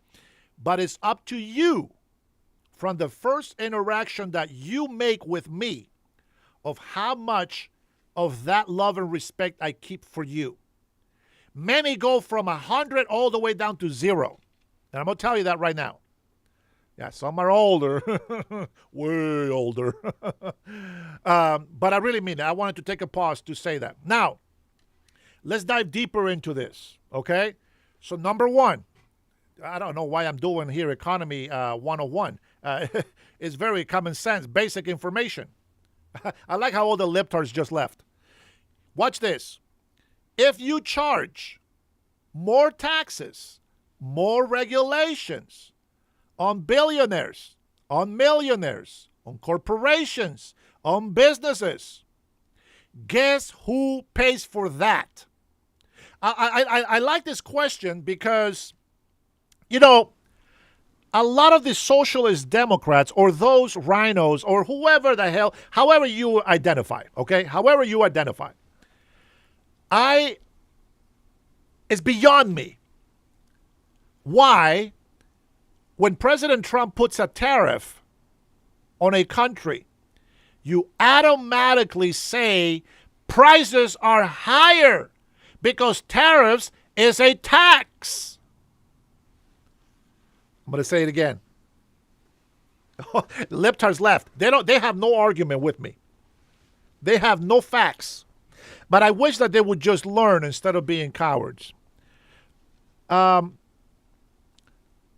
When you tax corporations, when you raise regulations, when you add fees, when the cost of business goes higher, the consumer pays the price. Now, I'm going to go to the second step. I want you to know that this is what the socialist Democrats, they fear-monger you and telling you that President Trump is guilty for Spirit Airlines, despite their horrible customer service and all the funny videos that we see of people fighting in the airline. You know, they want to portray Trump as this evil devil, right? But that's how the devil plays. See, the devil, he likes to play this handsome, innocent guy and tries to fear-monger you, the people, and myself, except they can't play with me. I am nobody's fool. Unfiltered, I'm nobody's bitch. Okay? There we go. So, tariffs are temporary. The war that we're fighting, that Iran started against us 47 years ago, we're trying to finish once and for all. Those are temporary burdens that we will, in long term, have a better economic standing in our country. Tariffs are temporary. The problem over there in the Middle East, that's also temporary. But the taxes that your local government and regulation puts on, those are permanent. And that should concern you. So why are you a hypocrite and tell me that Trump is guilty for the prices being high, for unaffordability? Man, there's so much to dissect. But I'm going to try to keep it simple, and maybe this is something that we can dissect another time. I got a lot of things that I want to share with you guys. You pay the price for any progressive taxes that are being put on businesses and billionaires. Don't celebrate. Don't be all happy. Stick it to the man. Stick it to the man. Tax him, tax him, tax him. Bitch, you are taxing yourself. You stupid sons of bitches on the socialist democratic side. You are taxing yourselves. Do you understand that? How can I not be pissed off at the ignorance of the people on the left? Here's another one. Socialist Democrats promoting policies that raise wages. This is fantastic. Let me tell you something. Do you think that raising wages, or minimum wage, to like $25 an hour, do you think, hey Lunchbox, do you think that that's smart? Anybody? Tell me, is raging, because there's a lot of genius economists on the left side that want to argue with me, and I always mop the floor with them, and they just call me a liar when when they don't want to agree with me, which is okay. All right, 70% of the people believe that there was something odd with us losing hundreds of billions of dollars and some businesses doing great while the economy was destroyed. Okay, well now we're doing better. Okay, so if you believe, okay, hold on, let me start a poll real quick. Here we go. Wait. What is the question that I want to ask you? Okay. Here we go.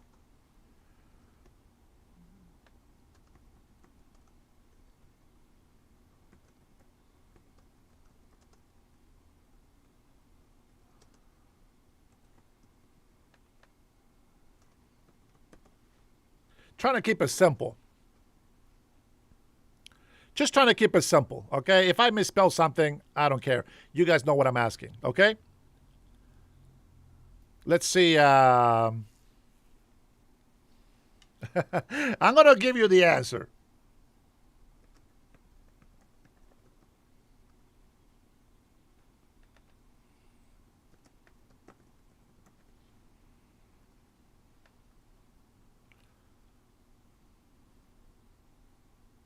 How can I address this question? Let me see.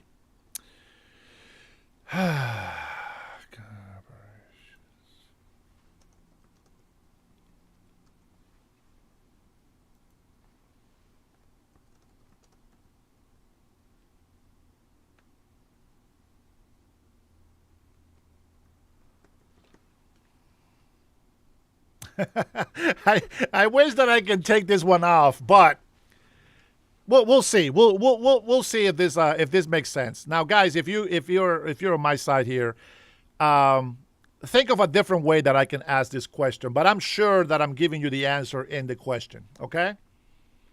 I just want to see who actually responds to this. And I if you don't understand why I put employees there, just ask. Okay. But if you know what I'm saying, we're good.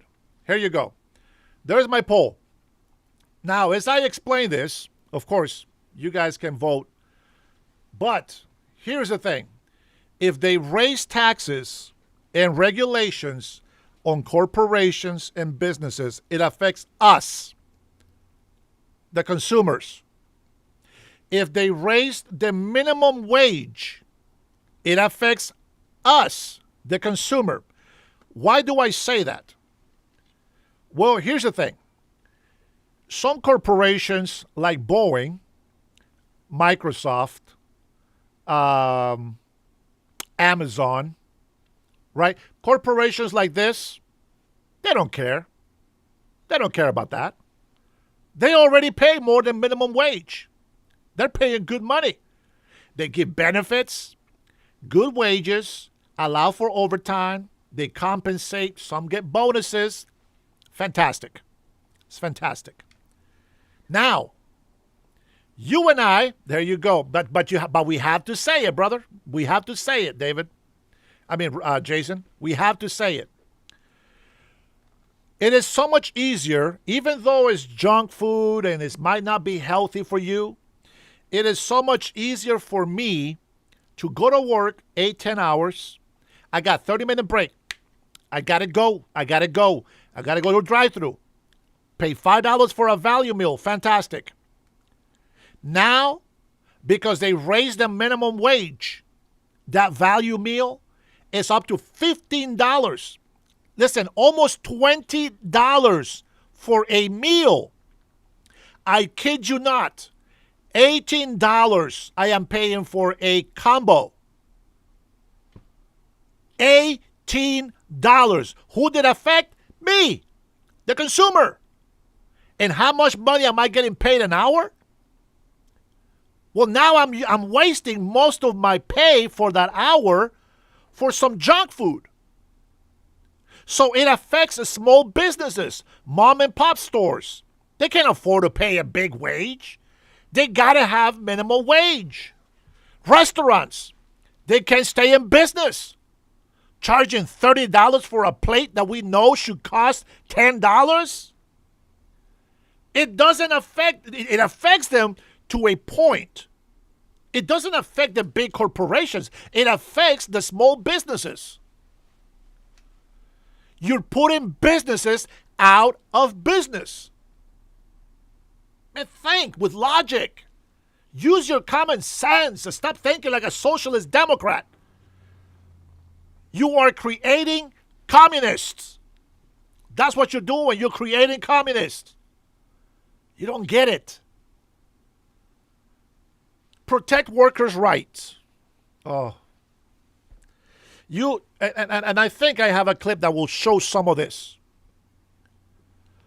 Protect workers' rights. Socialist Democrat mayor here in Seattle, Washington, decided that she was going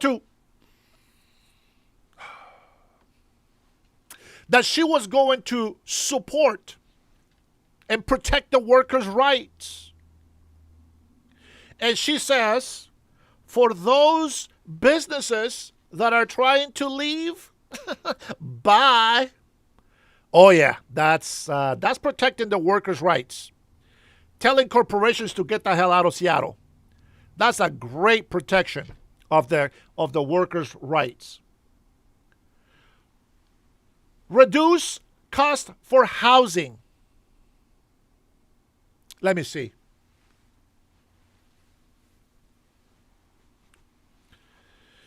Reduce the cost of housing. Sure they are. Let's raise property taxes. Yeah, let's raise property taxes because that is how we're going to make housing more affordable. Let's charge more fees and regulations on new constructions because that is going to help affordability. You have to listen to the stupidity of the left. You can't sit here today and defend this junk. There's no way that you will allow stupidity to rule your world. Childcare, affordable childcare. What does that mean, affordable childcare? I can tell you, if I go to work full time for the man, I have to pay about $1,200 to $2,000 a month for childcare. That is about half of my pay. That is like me still paying child support. 50% of my check. Unbelievable. Unbelievable. You should be paying like $3 to $4 an hour for childcare. But these private businesses for childcare are making bank. It is no longer you and your wife getting a daycare. Now you got to hire employees so that you can get your lazy ass and stay home. And don't worry about it. There is enough middle class and rich people that will pay whatever you want. Whatever they want. Because we're stupid. And on top of that, the government helps people. The government helps people with free daycare. And they charge up to the yin-yang. Thus, you have a lot of fraud. Energy. Yes. They are lowering energy costs. Sure they are. Sure. Why is it that you can't afford to pay your damn electricity bill? You know what I'm saying? Healthcare. Healthcare is a right. Yeah, it's a human right, sure. It's a human right. I get it. Aiming to lower prescription drug costs. I'm going to have to go to a clip because I'm going to tell you something. I haven't heard one socialist Democrat come on here on my channel and say, Dennis, I want to acknowledge that President Trump has lowered the cost of drugs, prescription drugs. Maybe one. Maybe one. Now, I'm reading these policies because these are the Democratic policies.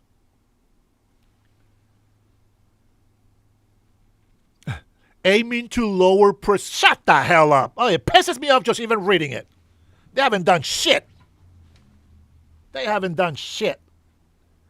Protect pre-existing conditions and strengthen Medicaid and Medicare. For the environment, prioritizes tackling climate change by investing in clean energy, which, by the way, wind power is very bad for the land. Promoting environmental justice. What the hell does that even mean? And rejoining international climate agreements. What the hell does that mean? I mean, I know what it means, but they haven't done shit. All they have done is take our money, take, Sonora, take it all the time. I don't know what I just popped in my head. I don't know what the hell I'm saying there. Okay? But that's the problem. And then they don't care that we have the First Amendment. They don't care that we have the freedom of speech and religion. They only care when it's convenient for them. But they support the LGBTQ plus rights. Reproductive freedom. What the hell does that mean? Voting rights protections and criminal justice reform. What the hell does that mean? When people vote for Democrats, do you know what they mean? And what I mean by saying what the hell does that mean is because they have destroyed everything that they promised to fix. LGBTQ is destroying the Constitution. It's making our little boys gay. It's making our little girls confused. It's making our children hate themselves for who they are. They call sort of terrorist Christians. They call Christians terrorists. This is the Socialist Democrats here in Washington State. This son of a bitch, I'm glad that he's out of office, but I am so upset that somebody even more stupider than him, actually become a mayor of Seattle. So they protect the LGBTQ rights, but they don't protect the rights of the Christians. You can't do that. This is the United States of America, and the rights are for the people, American people, regardless of color, gender, race, etc., etc. But they don't practice what they preach, as they say.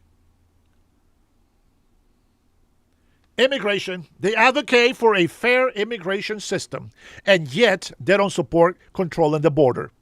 What is it fair about allowing millions of illegal immigrants into this country, not respecting those migrants that came here legally who are waiting for their papers?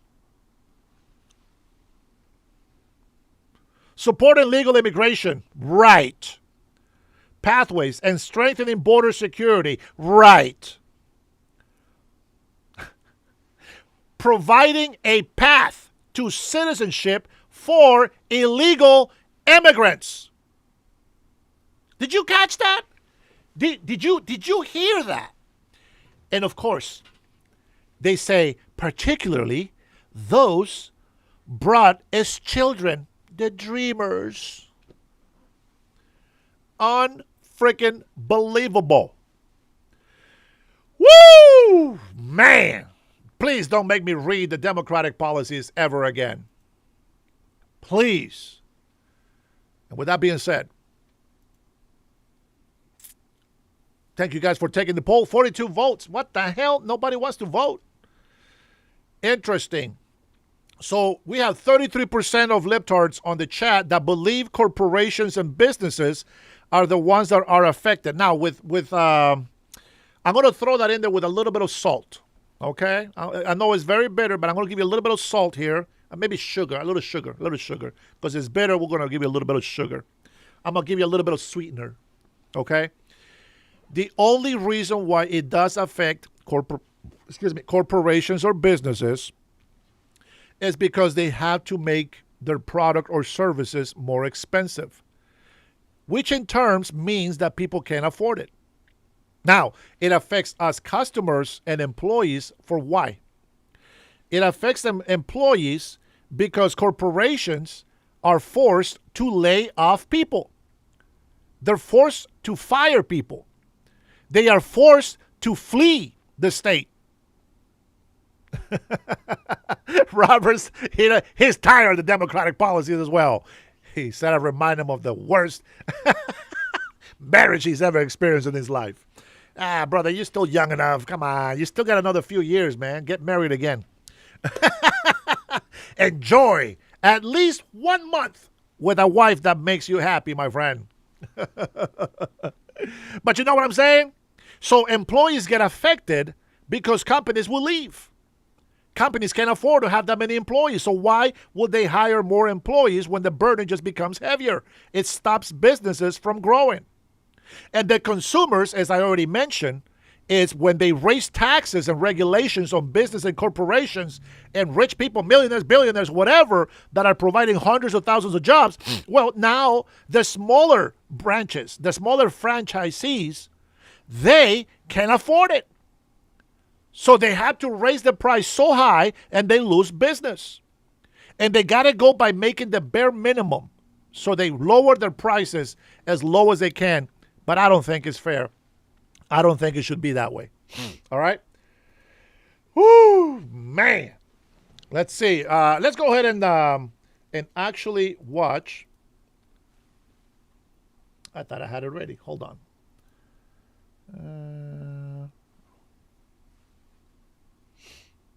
Where did my video go? Did I close it? Doggone it. I don't want to wait for our lives to be over. What the? Oh, that's gay, bro. That was gay. I don't know why I sang that.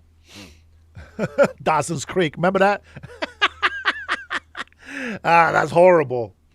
What the hell happened to my video? Man, I must have closed it in accident. But don't worry, guys. I will find it. Let's see. Videos. Here we go. Here we go. There you are. All right, we're back. We got it back. This is already the edited version. Oh, I think it's big. Yeah, never mind. Man, I forgot. We already watched the video.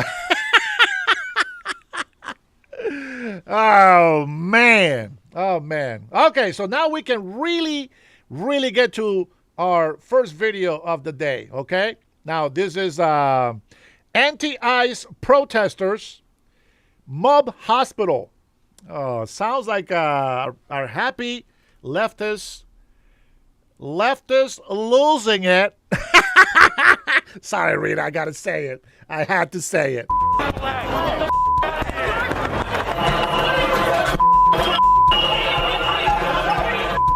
A chaotic clash. Police arresting 9 anti-ICE protesters after they mobbed a New York City hospital Saturday night. But of course, Mayor Zoran Mamdani not missing a chance to go after the immigration agency, saying in a statement, quote, "I've said time and time again, ICE raids are cruel and inhumane. They do nothing to serve the interests of public safety." Joining me now, former DHS Deputy Assistant Secretary Jonathan Fahey. Jonathan, it gets worse. Those protesters, they were literally blocking emergency exits and entrances to a hospital. So imagine, grandma's having a heart attack and she can't get in because of the chaos you're seeing on screen.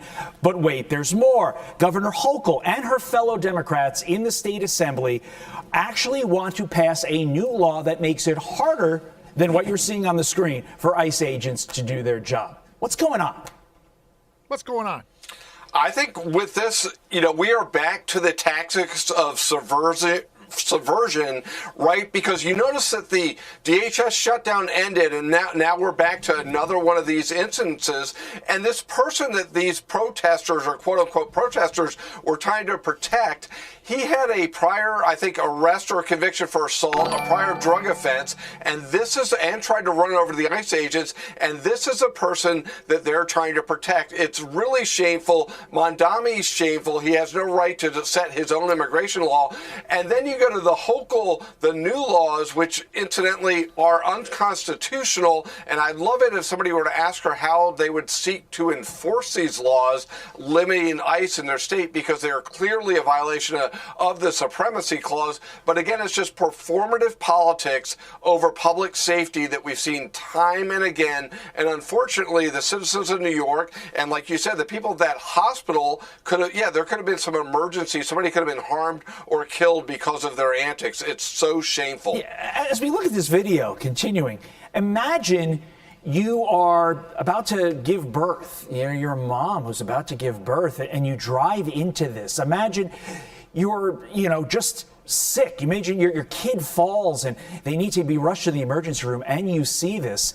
It is sad from so many perspectives, but also you mentioned something. Remember in January with all the anti-ICE protests, it's like they had their moment there. That moment went away and they need something new.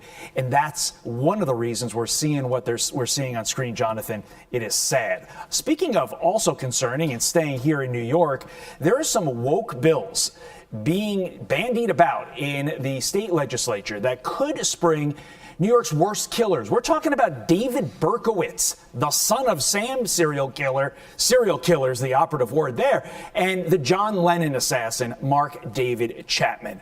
Why does the left always focus on the comfort and freedom, Jonathan, of the killers, and they seem to ignore the plight of the victims and the overall safety of the public in general? Yeah, they always put criminals first, criminals ahead of victims, criminals ahead of police, like we just saw in the last story, and they put the public safety as always secondary to this political agenda.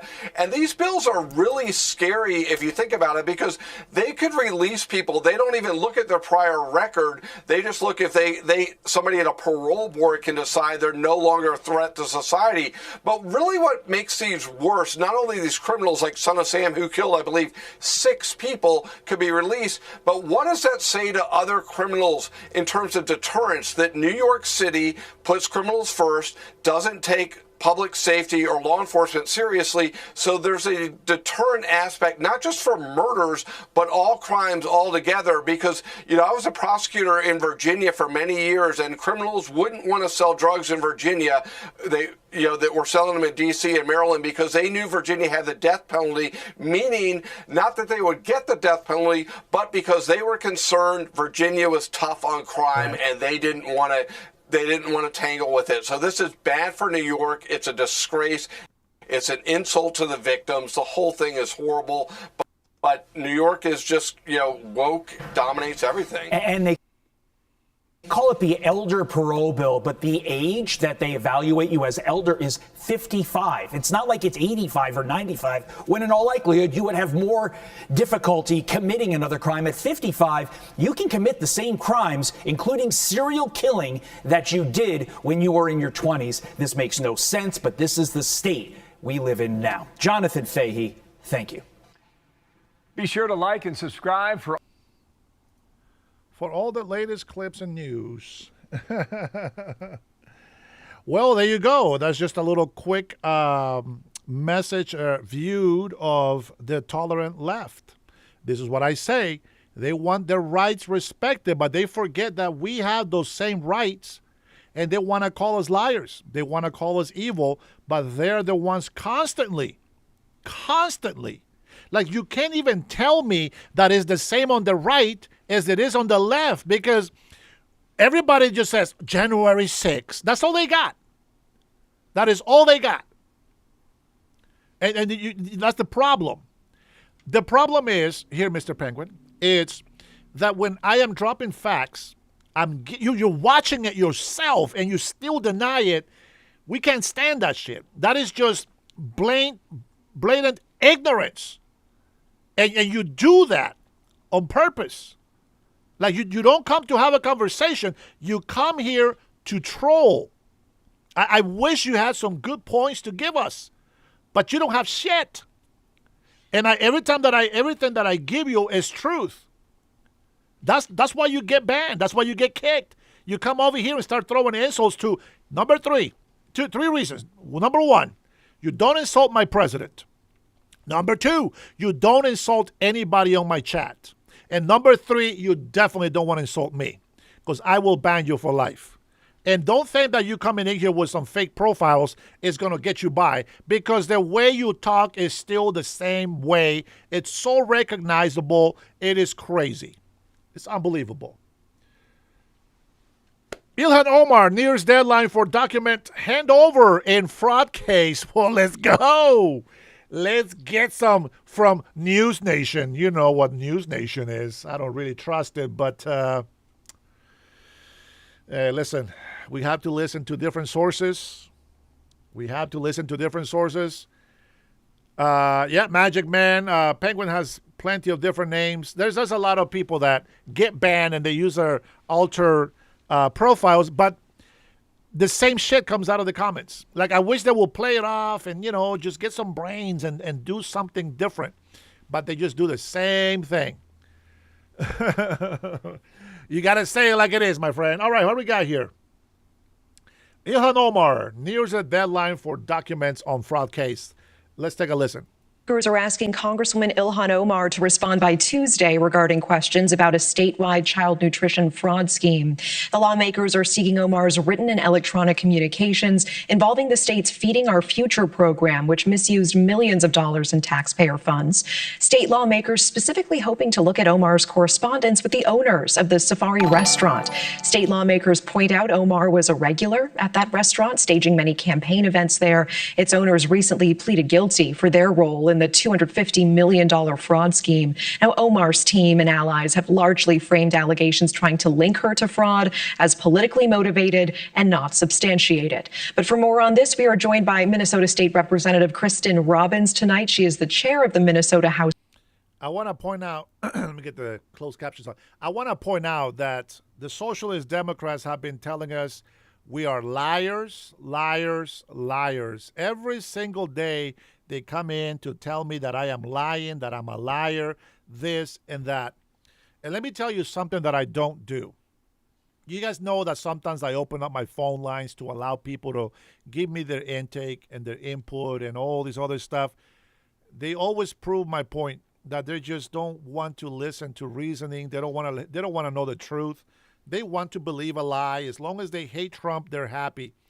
But the one thing you will notice from all this hating Trump or just godless, lawless people, they all spew the same rhetoric. They always tell you lies, as in what we just read, the Democratic policies. None of the policies that they have are actually good for us at all. It sounds somewhat good on paper, but it's horrible. It's like when you think of a joke in your head and you're like, oh my God, this is so funny. And then you say it and it's like, what the hell was that? That's the problem. I know, sometimes I think a joke that I say might be funny, but it might not be. And I don't think about it until I actually say it out loud. And it's like, oh shit, that was not funny at all. But it is what it is. But I want you to know that the Socialist Democrats, they all have the same mentality. They're retarded. I'm sorry, guys. They're just ignorant. Even if you don't like it. Listen, again, but don't worry. There is always a chance. You can always stop being a libtard. Now, some people like this H1T guy, this libtard, this big fat dude who has probably grown some man titties and now pretends that he is a woman, the ugliest woman probably on earth. Let me tell you something. When Democrats can't convince you that a man can get pregnant, this is what they do. They put hormones on their female body, and they grow to be very, very freaking ugly. They just the ugliest women on earth. They pretend to be men and now are pregnant. That is the logic of the leftist. They believe that one way that they can prove that a man can have a baby is to call a female a man. That is the stupidest thing I've ever heard about this argument. And the socialist stupid enablers, the libtards, those of you who have been one time been conservative and believe in God, now that your son is ignorant and has become stupid, you support him believing that he's a woman. Yeah, you are guilty of that stupidity. So we got to keep saying it. We got to keep saying it. Let's see. So Burner Penguin says, I didn't disrespect anyone, just trying to talk and getting banned when they decide they're done. Okay, this guy doesn't know this is my channel. Don't misrepresent me. I have great points, but your muds are crybabies who can't have a debate. Spewing lies and stupidity is not a debate. I don't think you understand that. So I'm following 3 rules. So stop banning me when I'm following your rules. If I have to say it, that means that you're not following my rules. So coming over here and say that I'm lying, well, that is part of the problem. That is part of the problem. When you come in here calling me a liar, but I'm showing you facts and I'm giving you all these things here. Listen, if you missed the beginning of my show, go start the live from the beginning, and then go ahead and then make your observations. But if you don't come in here and watch my live from beginning to end, shut the hell up, because I'm not going to be repeating the same things that I just said when I started my video. All right, capiche? If you say anything stupid, anything that I don't like on the chat, I will ban you. It's that simple, okay? Yeah, there you go. My man is on the landscape mode. He's going to be regulating over there. Rudy Lama says, okay, thank you, brother. Okay, Burner. So here we go. Now we got two guys in here. All right, man, I'll leave it up to you. You can ban them, whatever you want to do with them. Let's take a listen to this. Fraud Prevention and State Oversight Committee, also a candidate for Minnesota governor. Appreciate you being here today and sharing your perspective. And I know we're fast approaching this Tuesday request for Congresswoman Omar here.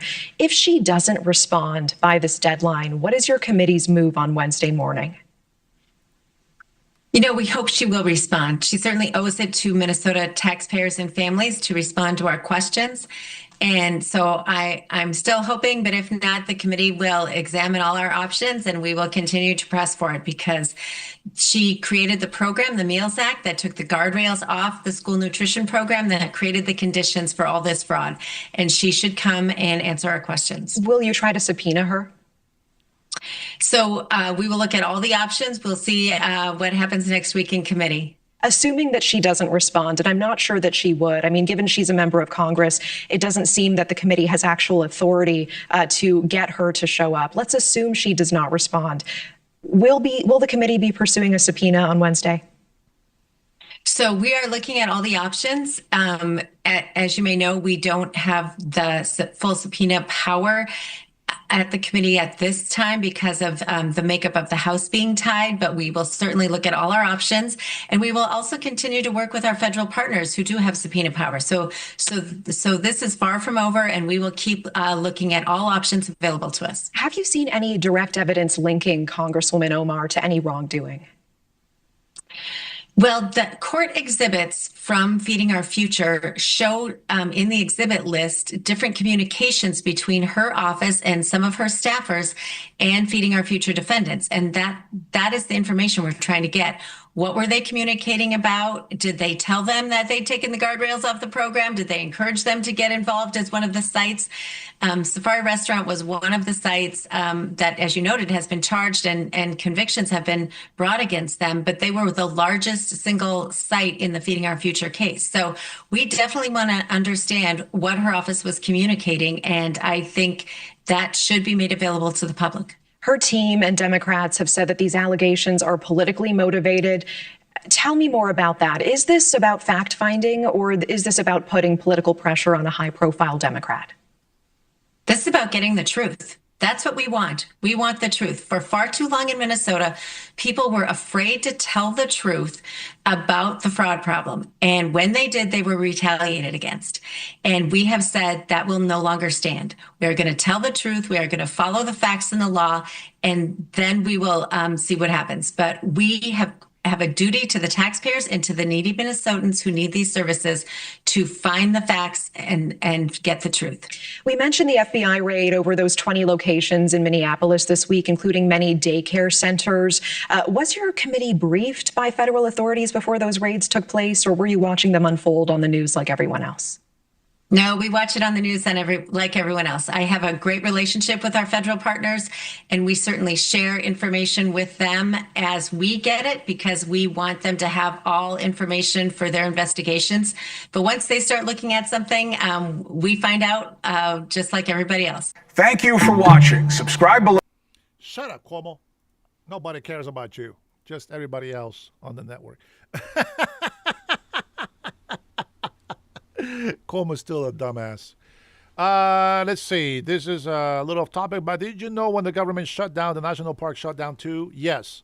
My friends and I wanted to do a night walk and learn that this weekend. That is correct. National parks are is part of the government. So, unfortunately, it is true. But I mean, there's other places that are open. It's not just everywhere. There's some less regulated parks that anybody can walk into. And I mean, to be honest, let's be honest. Nobody gives a shit if the parks get shut down by the government. I feel here. I want you to pay attention to what I'm saying, okay? Because as a guy that loves nature. Don't get me. I love the trails. I love almost dying going up the mountain. You know, all these beautiful, painful things that I have to go through when I go on a hike. I love all that. And I don't need nobody. We don't need anybody to be there. We don't care. We just want a trail that we can walk on. They don't protect you from cougars. They don't protect you from bears. They don't do anything. You know what I'm saying? So, with that being said, I also believe, oh, by the way, and anybody should be able to go to these trails, regardless. Charging for parking, okay, sure, whatever. Even that, I don't believe that they should do, okay? It's not a freaking theme park. It is something that our tax dollars actually maintain. Now, with that being said, I also believe that it's nice to have park rangers who actually walk these trails or drive or whatever and actually make sure that the trails are safe and all these other stuff. That's fantastic. I also believe that. So if the government shuts down, I don't believe the parks should be shut down because they're not going to do shit for us. I think that maybe the only one reason I think that they probably shut down the hikes. It's maybe if an emergency happened, you know. I mean, maybe that's the reason. But I'm going to tell you, even then, what are they going to do? Nothing. You know what I mean? Like, I don't know. I just don't see a reason to shut down the parks. I think we should be able to go in there at our own risk, so to speak. You know what I mean? All right. With that being said, we have Explosive raids. You guys already know this, but we got to continue to expose the truth. This is more fraud numbers revealed. This is from Fox Business News. The White House is holding fraudsters accountable in Minnesota. Brian's thrilled. The FBI raiding more than 20 businesses as part of an investigation into social services fraud. And a surprising reaction from Tim Walz on X, the governor coming out in support of the raid and even claiming credit for it. This is after Walz allowed fraud to run rampant across Minnesota under his watch. This is like the arsonist trying to claim credit for the work of the fire department, because Tim Walz let this fraud happen under his watch. Whether he was complicit in it directly himself or just turned a blind eye towards it, we really did not get much help at all from the governor's office. All right, Larry, I love it. Keep going for it, because that helps the spending side of the thing. So we cannot focus on the revenue and all these new taxes, focus on the spending if we want to get serious about balancing our budget. Yes, and I think the GOP, and I've said this, I've been campaigning for a much different budget bill. I don't want a skinny reconciliation bill. I want a big fat one like we had last year that would include all this waste, fraud, and abuse, which is a matter of public record. All right. And if Governor Walz wants to play, fine. But it's a bit late. But the point is, there's a couple of $100 billion at least, okay? That's what the GAO is now putting out. Yeah. Most of it is coming, unfortunately, from Medicare and Medicaid, but not all of it. Look, the GAO a couple years ago said it could have been $500 billion. When I interviewed Elon Musk over a year ago, he was using GAO numbers over $500 billion in waste, fraud, and abuse. $500 billion, mind you. That's a lot. And if you look at that over 10 years, which is how these budgets are constructed, you could save a fortune. I mean, you could lower marginal tax rates. You could cut back on federal spending and deficits and all borrowing and all this stuff. Why they won't do it? It's odd to me that they're not talking it up, because it's very popular. Dagan's our Medicaid queen, and it's because the more people you have on the government rolls, the more power that you get, because then they are dependent on you. And that's what the liberals want. Medicaid is a liability with no ceiling, because the more the states spend, the more the federal government has to cough up, right? And all the representatives, left, right, and center, know that. But okay, that is true. And you could try to change the formula, but that's very difficult to do. I know. I'm just saying, just the sheer fraud of it. I know. Is where they should be focusing. Yeah. And they're missing a tremendous opportunity.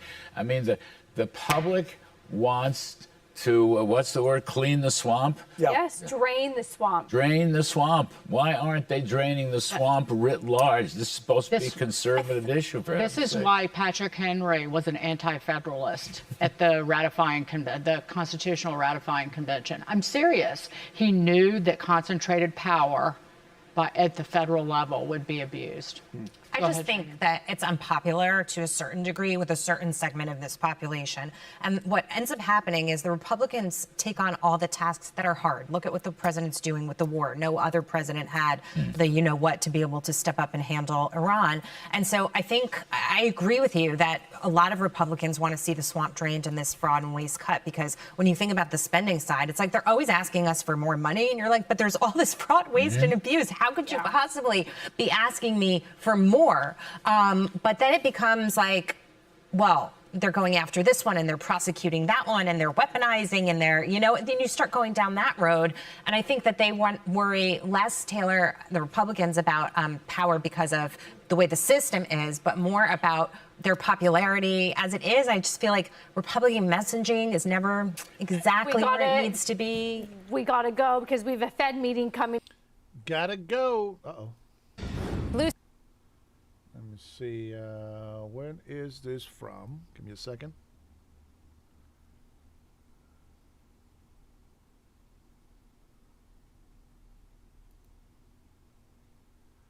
We'll go ahead and hold off that. All right. So despicable Dems are slammed for dehumanizing rhetoric amid violent concerns. Well, that is the theme of the socialist Democrats. And I think by now I have made a point and have proven every point that the new Democratic Party are just a bunch of Marxist, communist, socialists. It's still here. I still don't get how some people just. We're gonna be smoking this on my members only, by the way. Yeah.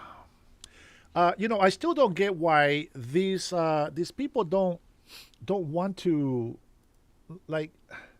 listen. I why don't you want to listen? Why don't you want to know the truth? What is it that I want you to write it on the chat. If there is any person that still supports Democrats today, I want you to write on the chat. Why do you still support Democrats? And listen. If you cannot say Trump, but if you mention President Trump, I want you to explain to me why Trump and why Democrats. Okay? Because we read the policies. Think about this. We read the policies. Republicans we are for border security, Americans first, no men and women sports, lowering taxes, tax cuts, and deregulation. We are for drilling, baby drilling. Of course, added refineries and fertilizers created here in the United States of America. Democrats, they say they want a secure border, but they leave it open. They say they want to help affordability, but they just tax and tax and tax. They say they want to do a fight for health care for illegal immigrants. They say they want the affordable health care to stay in place, which doesn't help us, but it gives billionaires billions of dollars. They say they want to fight to lower price on drugs, but they haven't done it, and it's been decades. So they want to have fake men to pretend to be women, and they don't care that women are paying the price for it. There you go. They complain about tariffs that are temporary, but they praise local taxes that are permanent. They complain about the United States military and its capabilities, and they praise Iran's terrorist regime. They hate Christians, and they praise Muslims. You see this? Left, right, good, bad. It's all the same. And every single socialist Democrat that claims to be the party of the peaceful are the most destructive and hateful people.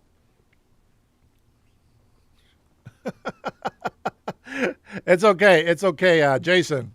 He didn't understand what I said.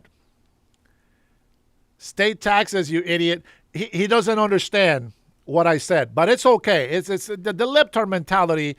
This is how they got their diploma in the Leering Center. When they come to an actual channel that talks the truth, that uses critical thinking, analytical thinking, and uses common sense to make decisions in life and in politics, they just don't get it. It's like a whole new world. It's like being in Mars. I don't know. These guys just don't get it. But anyway, here we go. Let's let some of these pros give us some more facts about what's going on. Texas Jane in the house. How are you, Miss Jane? All right. Dehumanizing. This is what the Democrats do. They dehumanize. Let's take a listen. You know the old saying, words have consequences. Well, there are a lot of folks now who are taking a bit of a pause and reflecting after the... My bad. That was my fault. My fault. The latest assassination attempt on President Trump, and many of them are blaming rhetoric, especially from the left, for where we are now. We are in an era of maximum warfare. No. Maximum warfare. Jason, I know. They've been asking for Civil War 11. I mean, Civil War 2.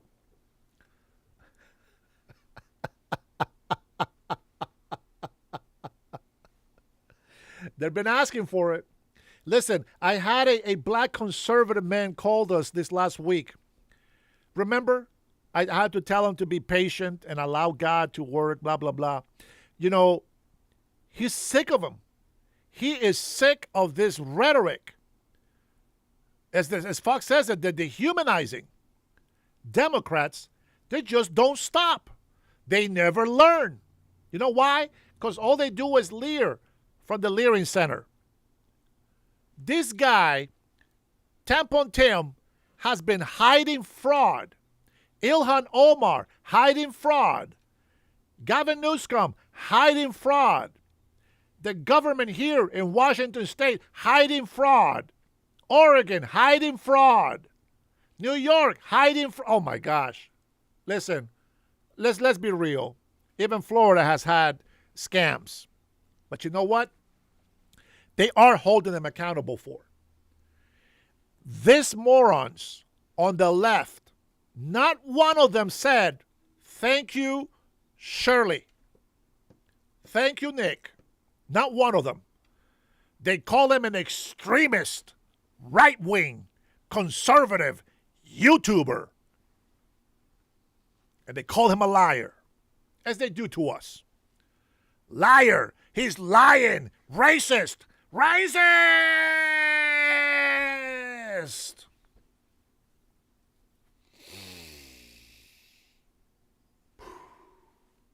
Man.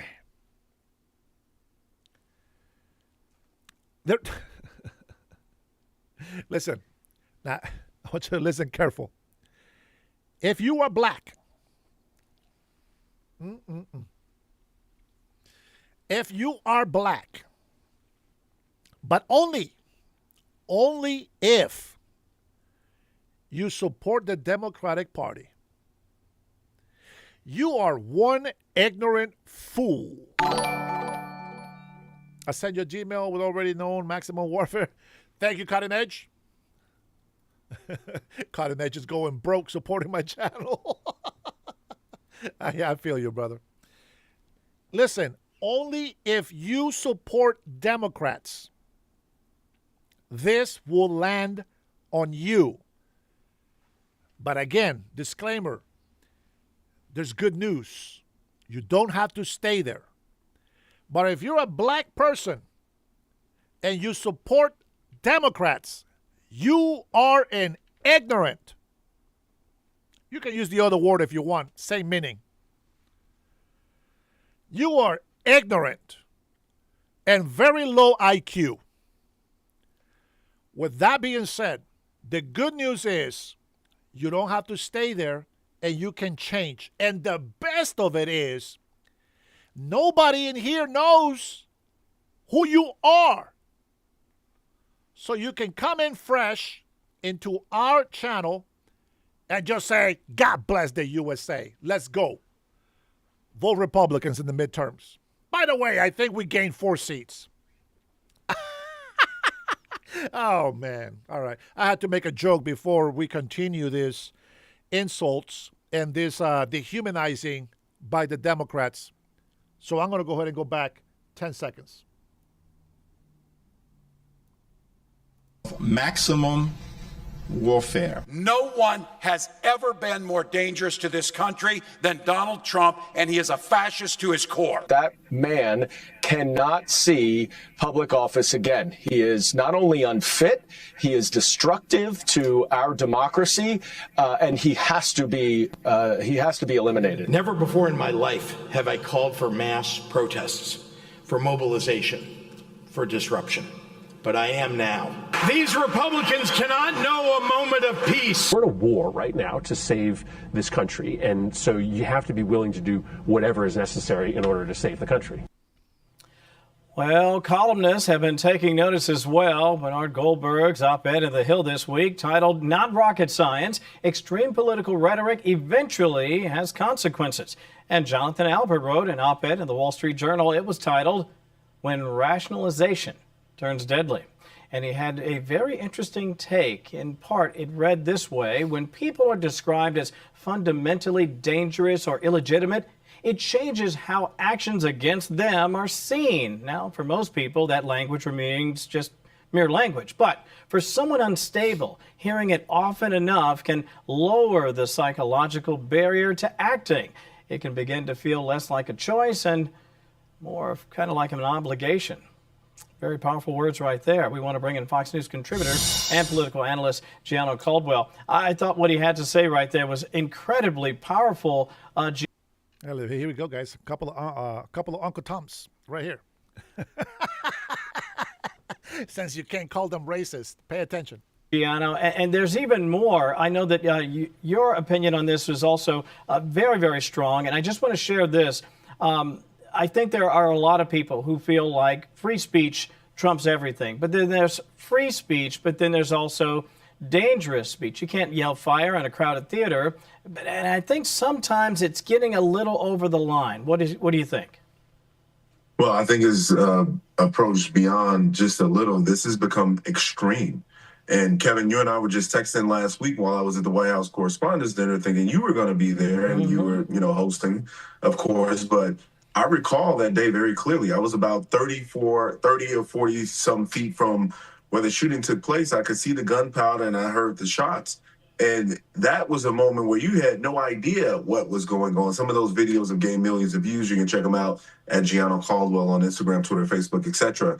But I'll tell you, this has had great impact. And what we've seen, the comments that you just played, the collage of comments, people like Governor J.B. Pritzker of Illinois, the language that has been used over the course of years is absolutely despicable by him and many of his Democratic peers, because these words do have consequences. And it's no longer a scenario in place where it's a loner, someone who's been cast out from society, who's taking a moment to try to gain some credibility on the left by trying to attack Trump or anyone conservative. This isn't that. This was an educated individual with degrees who taught, etc. So we know that this far-reaching left-leaning language that is absolutely dangerous to public safety is something that's creeped up into mainstream society, and it's extraordinarily dangerous for many of us that are on the right, conservatives. Let me share this. This is Larry Lang, cover photo. A lot of outrage in California. Again, if you're talking 86-47, some people will interpret that as, again, meaning that they want to do something to harm the president. This is a vice mayor posting this apparent threat aimed at President Trump. Let me push back for just a second, though, my friend. I just want to ask the question for clarity, because people will say to me, yeah, but you've heard President Trump call groups this or that or the other. What do you say to those people when they make that comparison? Well, oftentimes President Trump uses particular language when he's attacked. These groups have made a number of claims against him, but not one time do I recall him saying something to hurt individuals, to attack individuals. I've never heard that language used by him, but we can count on many people who've used that kind of language. You think about people like Maxine Waters that says, if you see any Trump officials, you get around, you make a crowd, you push back on them, and you tell them that they are not welcome here. When have you heard President Trump say that? He hasn't, to my knowledge, said anything like that or something that can be construed in that form. But these Democrats, despite the fact that there's been multiple assassination attempts on President Trump, have not turn down the temperature. In fact, we've seen recent polling that showed that 25% of folks on the left believe that violence is okay and permissible in certain situations compared to 3% of people on the right. That's right. You know, there's clearly an issue on the left, 100%. And I would tell you, for those on the left who think otherwise, just look at the data. Look at what the history shows. Steve Scalise is another witness of that. And he's not somebody that people consider to be a far-right Republican. He's just a Republican. But this is where we are right now in our country, and it is a problem that must be fixed. And I'm glad you said that, because I think it's high time that Democrats make the honest assessment that if people in their party are sort of going the extra mile to dehumanize people, this could be very, very dangerous for the country. Let me share this. There's a real surge. You and I have talked about socialism as it relates to the Democratic Party. There's sort of a socialism communism nexus here. Let me share this. Is from David Marcus. Rise of Marxism is a hydra Democrats created but can't control. He says the reason that so many normal Americans are nonplussed by the increasingly unhinged rhetoric and tattoos of the radical left politicians and podcasters is that Democrats can always insist that this is merely the fringe, but it's not true anymore. Marxism has become the Democrats' whole magic carpet. Boy, that's one heck of an op-ed. I've been saying it. The new Democratic Party, I'm telling you, if you are a real Democrat, you don't want to support Democrats right now. They are communist, Marxist, socialists. This is why they start calling themselves socialist Democrats, because it sounds good.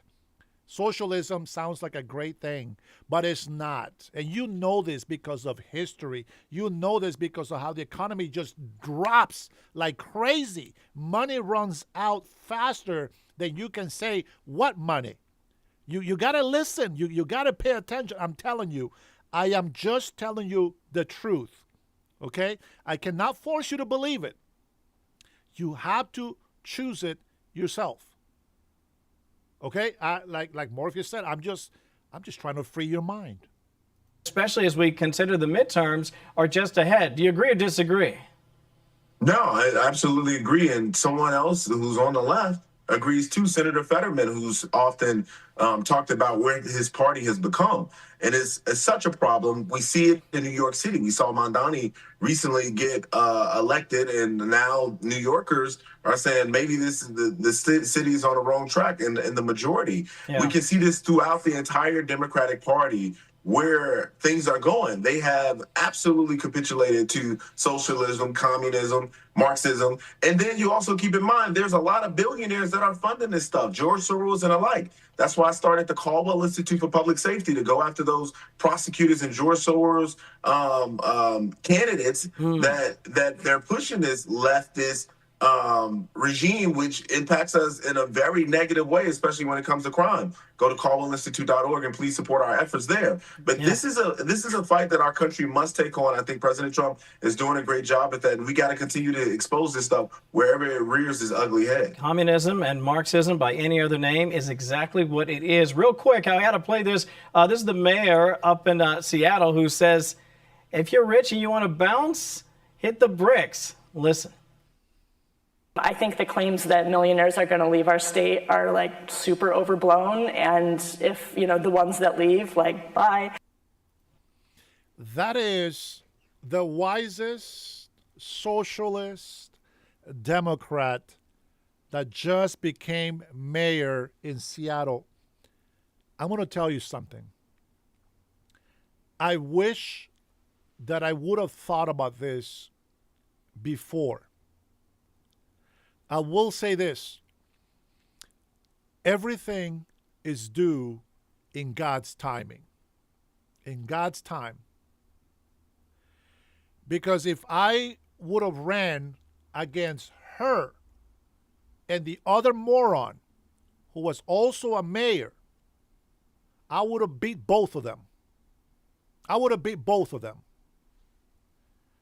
So I have a thing that I have to reconsider. And because I already missed my deadline, I guess, I already missed the date. I feel like I'm still going to put my name on the ballot for governor, but this is in 2028. it's not open for me to put my name on the ballot today. This doesn't matter. But I will tell you this. After everything that we have seen, I thank God for the wisdom and for the things that he is doing in our life today. And I don't mean like lives. Your life and my life. And I feel that we are going to have a great chance. A great chance. We're going to fight. Fight. We're going to fight. And how many of you guys have watched Fallout? I used to play the game. Now, you guys know I'm a big gamer and I haven't played like I used to, but I watched Fallout, the episode, the series on Prime. And there is a scene of a, what is she? She's a congresswoman. I'm not going to, give you the end of the show, but she's a congresswoman and she's trying to make a speech. And she says this, many of you, and this is my own words. I'm not going to say it word by word, but this is what she says. Many of you probably don't know who I am because only those who have money, only the politicians who can spend millions of dollars campaigning and making videos are known. So you don't know me, but I am Congresswoman, blah, blah, blah. Well, I'm going to tell you, that's exactly how we're going to play it. The difference is we are gathering. We got 2 years.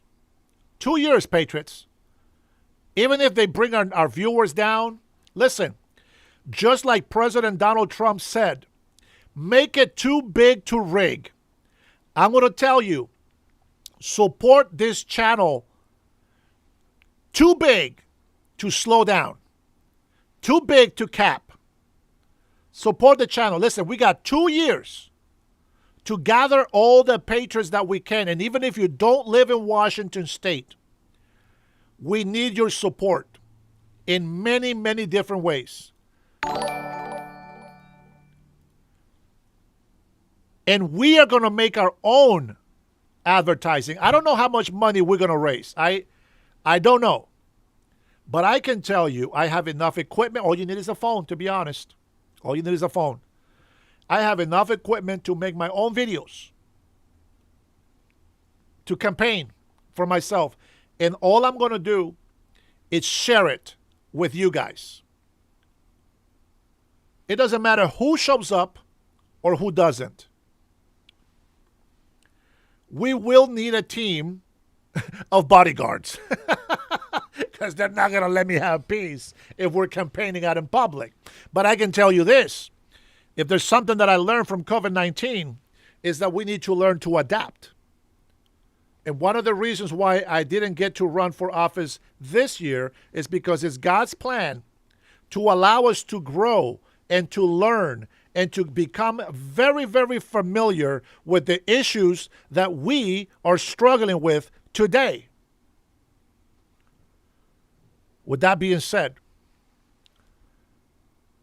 I plan to do a nice campaign against the tyrants who blame Trump for everything and don't have any accountability for the incompetence that they have in their government. And that's right. We are going to go ahead and fight this Washington State. If God allows me to be in office as governor, from day one, we are going to sign an executive order to get rid of sanctuary cities here in Washington State. Number one, we'll see what happens. But that is on the agenda. You will have my agenda plain and clear. There's no hiding. We will do as much press conferences as we can. We will try to be as transparent as we can. If I have learned something good, it's been watching President Donald Trump. So it will be God's will, but I just want to give you the heads up. We need to gather more patriots, and we need to be here talking over and over and over about the issues, because the leftists don't stop talking about with their lies over and over and over and over. They don't stop. We don't stop. I thought I told you that. We don't stop. I thought I told you that. We don't stop. That was corny. Ignore that last part. She says bye, 30 seconds. That may resonate. When it's someone else's money, yeah, they don't care. Leave, like, bye. She says bye, 30 seconds.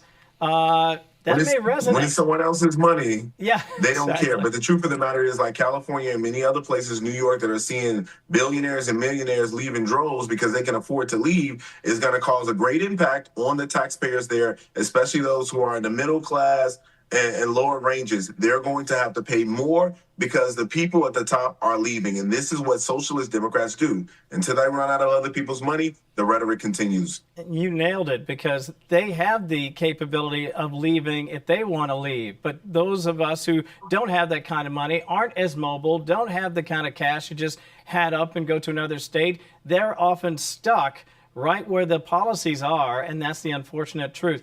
Gianna Caldwell, great to see you, my friend. Kevin, real quick, I've seen your cars, so I know you're not one of those people. You can leave. Hey, from the projects to the presidency, what can I tell you?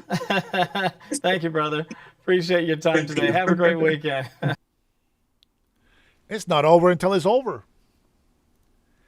I'm going to tell you something. Oh, I've said this before. It's not over until it's over.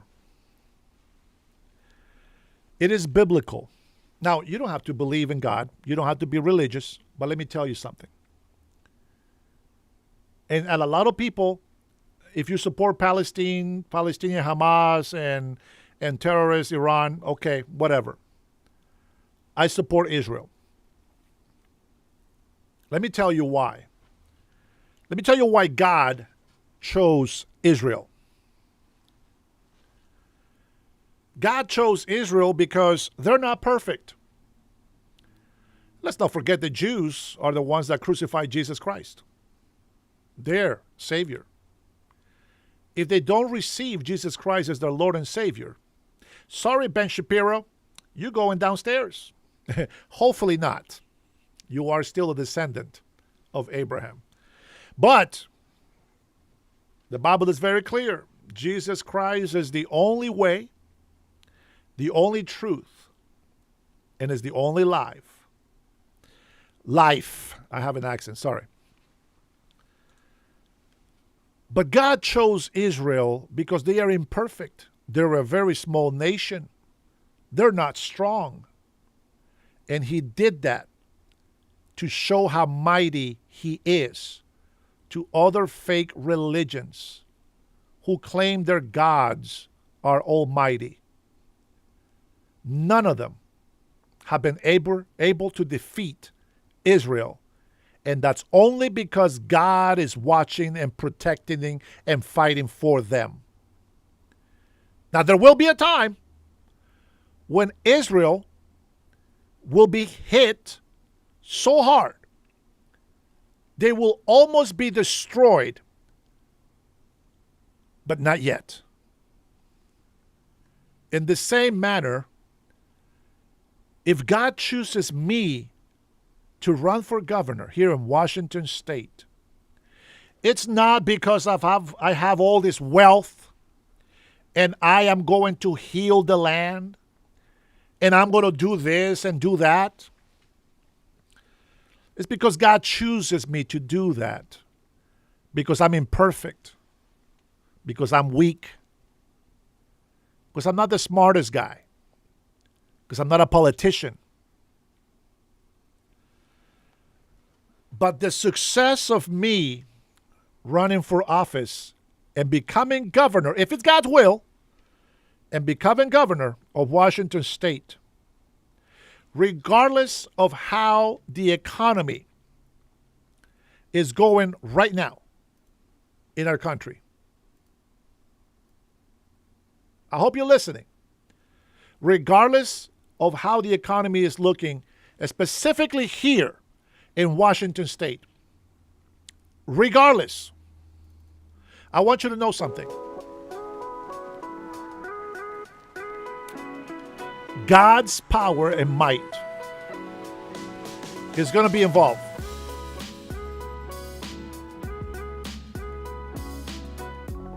You heard it today on the Dennis Herrera Show, and you will be witness of God's might. And everything that these socialist Democrats, these people who don't believe in God, the people that are pushing Marxism, communism, socialism into your lives, Washington State is not finished. And we've seen all these corporations and businesses leaving. But that's going to just be something to be more amazed on God's might. Watch how God restores Washington State. Watch how God will punish those who incline to do evil. This will be a blessed, prosperous, just state of Washington State. Farmers, God's going to bless you. Police officers, God's going to bless you for your sacrifice. We will help the poor, but we will not enable poverty.